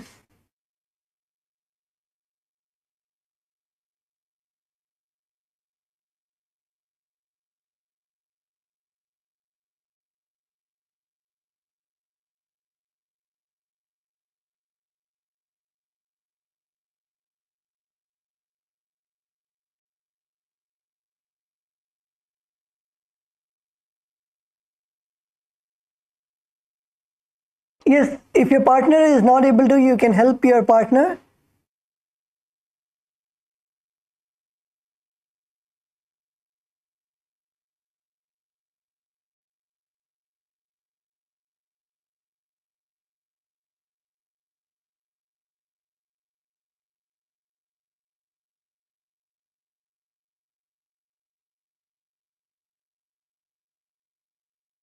Yes, Kailasa, Malaysia, seeing the message. Please tell Ma Gauri Shiva Shakti to do as comfortable as she can do. How much ever she can, without feeling any discomfort, she can do that much.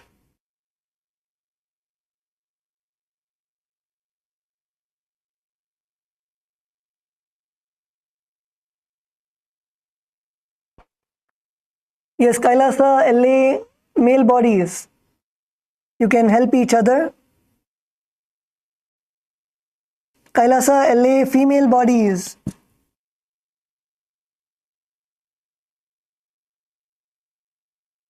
Ma Mahagovindananda, are you doing the asana?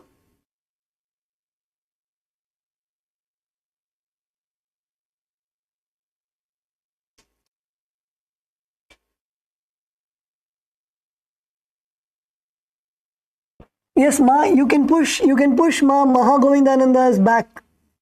Make her forehead touch her feet. Yes.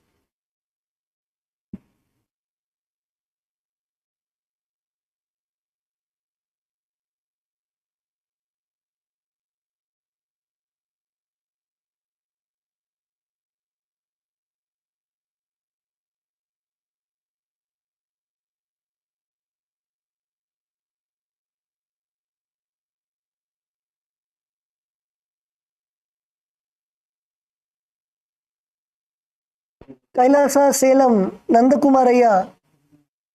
Aya asana panningla? Okay, wonderful.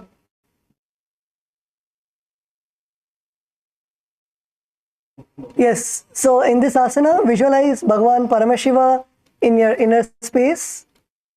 Perform the Rechaka Kumbhaka, that is, exhale, hold your breath as long as possible, and then inhale.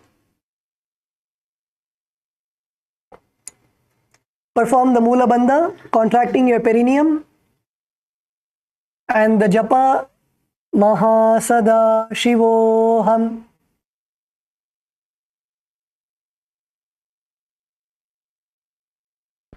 दो पगथली संपुट करे सोले मेरे आगा में दरे अंगुल आत अंतरो रासे येड़ी को आसे विधिधा से. Yes, now relax and come up. The next asana is Chinaki Pavasana. So continue to have your feet in the same position where you have your heels together in front of you. This time keep your toes apart. Open up your toes. Open your toes like a book and keep your toes apart. Hold your feet. Open your feet like a book. Open up your feet like a book. Elbows to the thigh. Press your elbows onto the thighs so you can press your knees all the way to the ground. So your knees should be touching to the ground. Your feet, you should open up your feet like a book.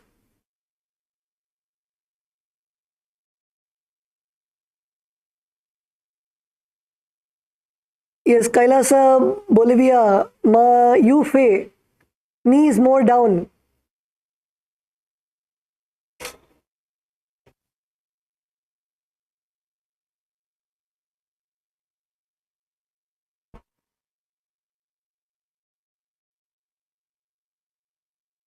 Kailasa, Malaysia.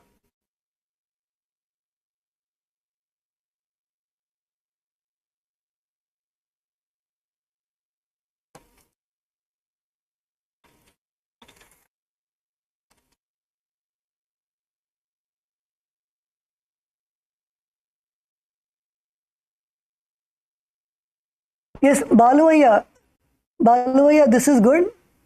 But now try to bring your heels closer to the perineum. From this distance, it is good. And now you need to keep trying to bring your feet closer. Yes. Okay, wonderful.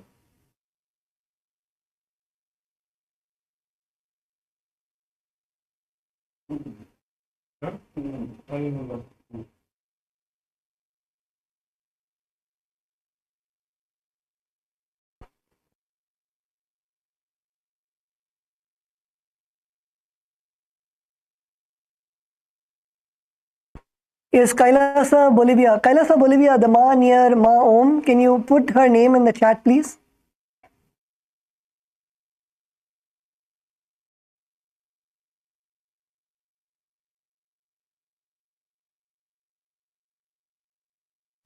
You can put Nithyananda. both their names. Which one are you referring to? I cannot hear. Yes, the Ma on the blue mat and the Ma on her left side. Yes, both.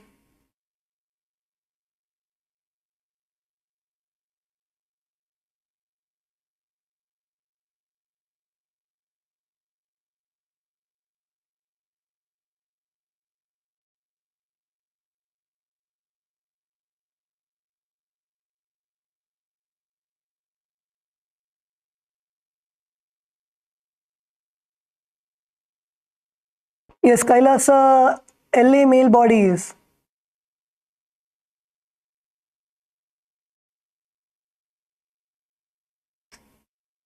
Yes, Kailasa, LA male bodies. The Ayya with the red shirt, Ayya with the white shirt. Get into the asana. Stay in the asana. Tattva Maharaj is giving this much of time purposefully to make sure that we all get comfortable in the asana. It shouldn't be like you do it for 1 second and then you feel the pain and then you come back to a cross-leg position. You should stay in the asana and become comfortable in the asana. That is when the actual effect of the asana takes place in all of us. So yes, in this asana, let's visualize Swamiji in our inner space. Continue to perform the Rechaka Kumbhaka, that is, exhale. Hold your breath as long as possible and then inhale.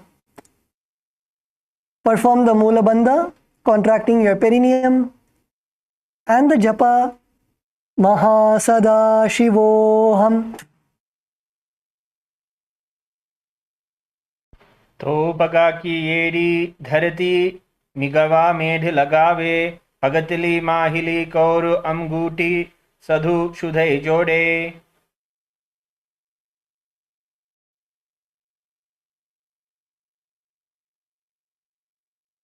Okay, wonderful.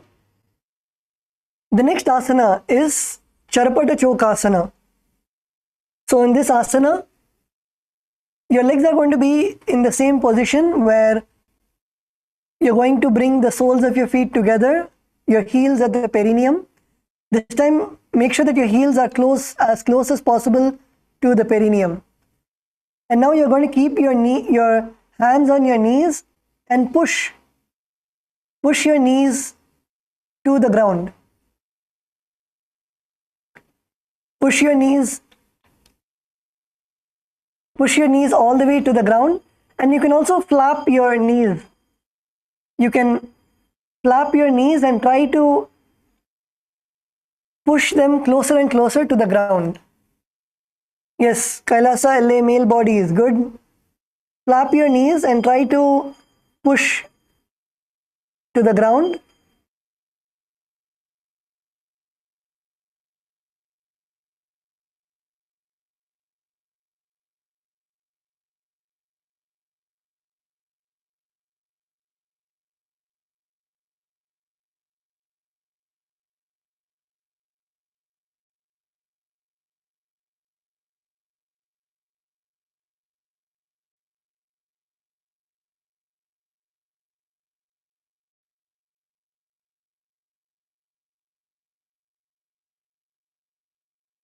Yes, push your knees as much as possible. And in this asana, you'll also be performing the Uddiyana Bandha. The Uddiyana Bandha is pulling your stomach in and up.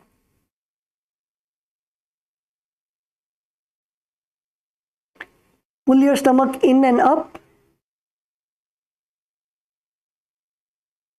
Yes, Abhilashaya, pull your stomach in. The Uddiyana Bandha, you should see the hollow under your ribs. So exhale completely and then pull your stomach inside.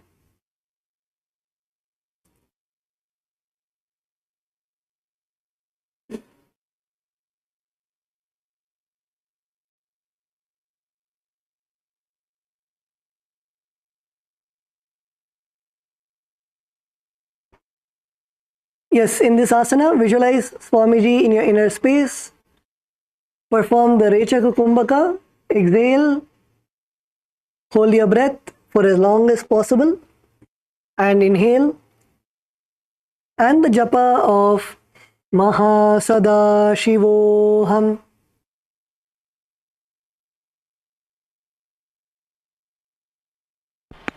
दो भगतली संपुज दारे आगाम ने कर jar पसारे घोड़ा भूसो लगते रासे हाथ दो घोड़ा परिदासे. Now relax.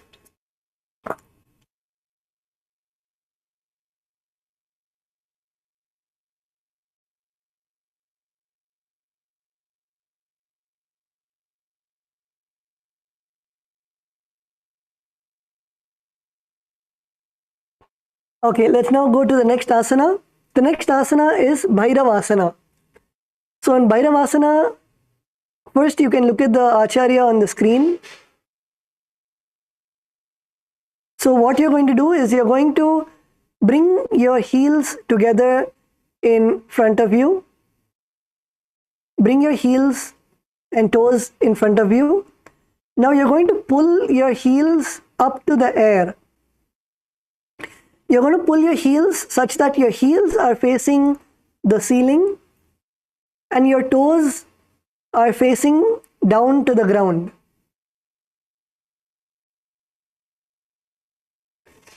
So you can begin by having your feet in front of you and catch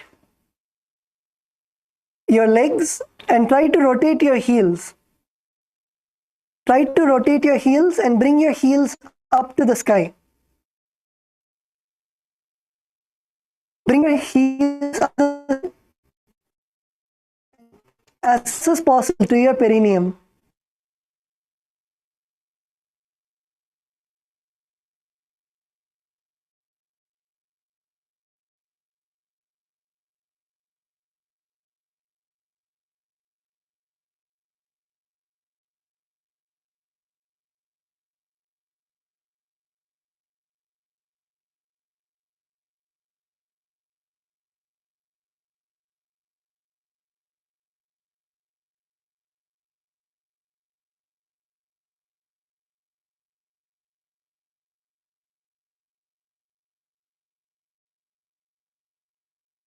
Yes, so Abhilashaya, yes, more.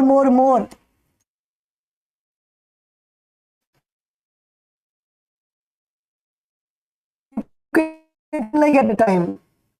So first try your right leg. Take your right leg and bring it as close as possible. First take your right leg. Take your right leg and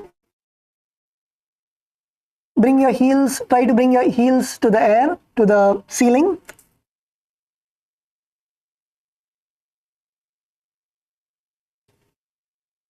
And now take your left leg. Take your left leg and bring your heel close to the perineum and twist your heels up to the air.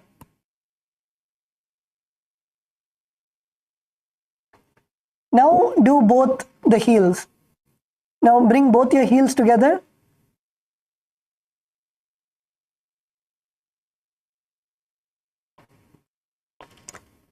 And now bring both your heels close to the perineum.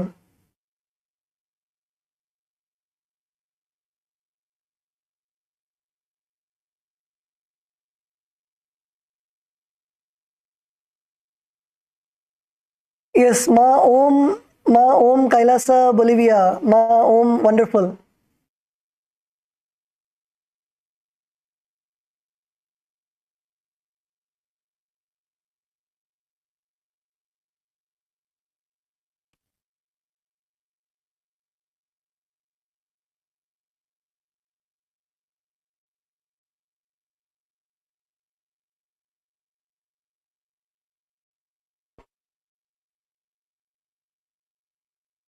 Okay, in this asana, visualize yourself as Bhagavan Kalabhairava. And in this asana also you will perform the Uddiyana Bandha. Uddiyana Bandha is pulling your stomach in and up. Pull your stomach in and up. Your hands should be in the Bindu Mudra. Bindu Mudra is your index and thumb joined together, and keep your hands on your knees.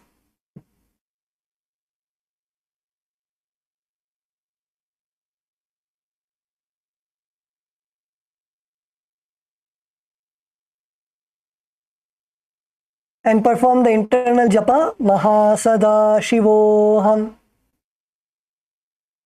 गुल्फौ सम्पीड्य चान्योन्यं वृत्क्रमेण तिदं शनैः जान्वो पार्श्वगतौ हस्तौ दण्डवद् भैरवासनम्. Okay, now relax. Everybody can come to sit position. Any of the participants have any questions before we finish today? You can come to the mic.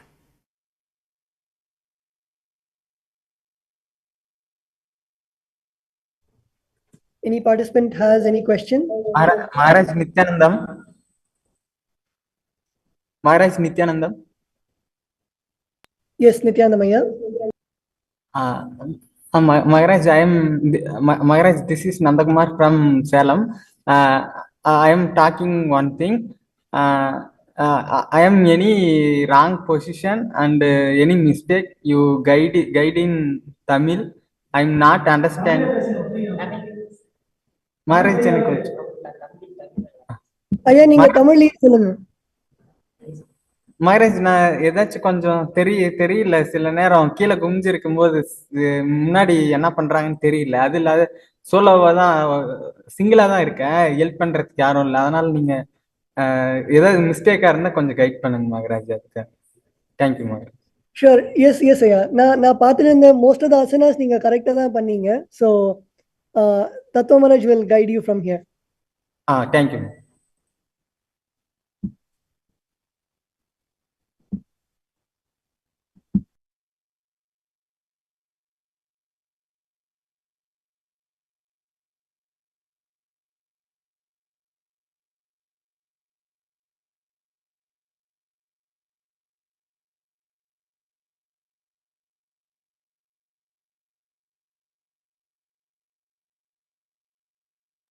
Yes, any other participant has any other questions?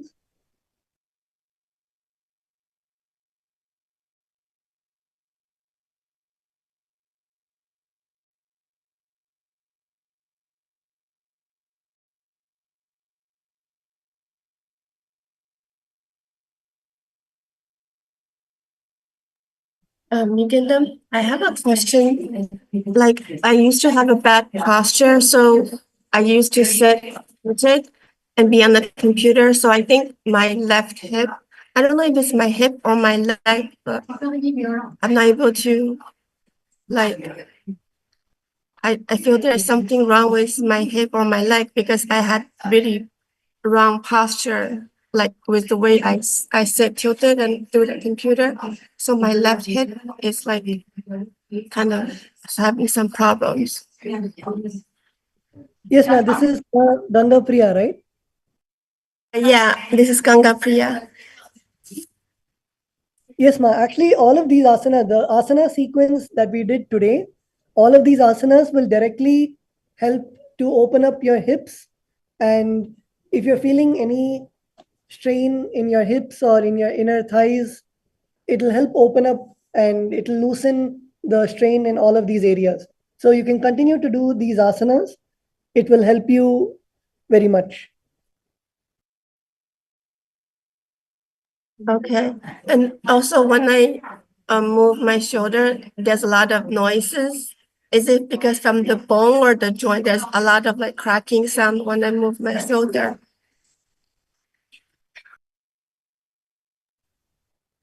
Yes, ma. So it might be from the joint. It's fine. Especially maybe when you do like the skeleton dance, you can focus on moving your shoulders, loosening your shoulders. So your shoulders are loose and it's not tight, and your bones are also flexible.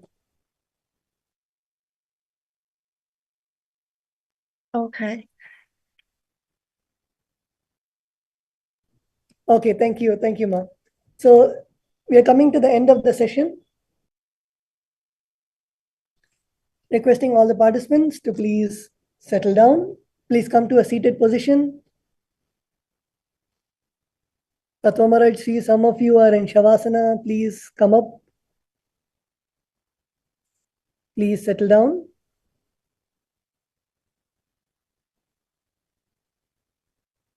Bring your hands to the Atmanjali Mudra and close your eyes.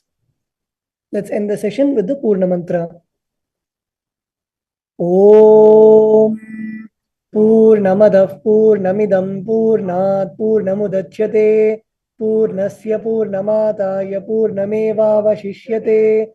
Om Shanti Shanti Shanti Hari Om Tat Sat. Sarvam Bhagavat Shri Nithyananda Paramashiva Padukarpanamastu. Om Nithyanandam. Thank you, everyone. Nithyanandam.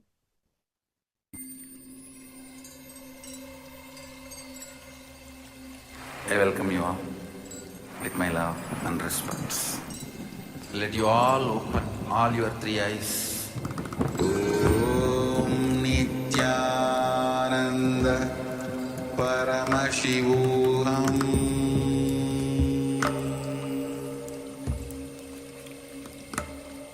Om Nithyananda Paramashivoham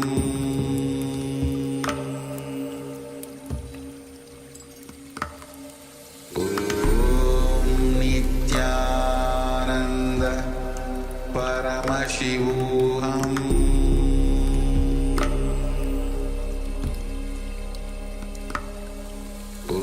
Om Nithyananda Paramashivoham Om Nithyananda Paramashivoham Paramashivoham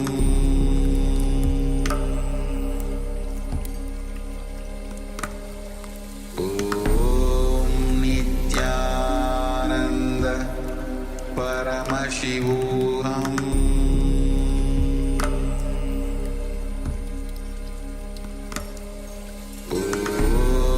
Nithyananda Paramashivoham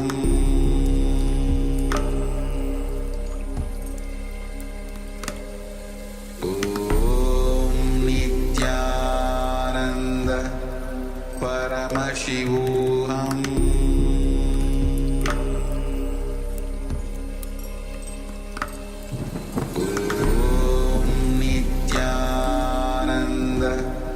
Paramashivoham Paramashivoham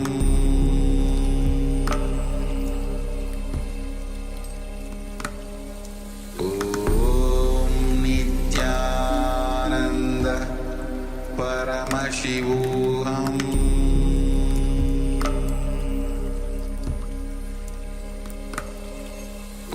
Om Nithyananda Paramashivoham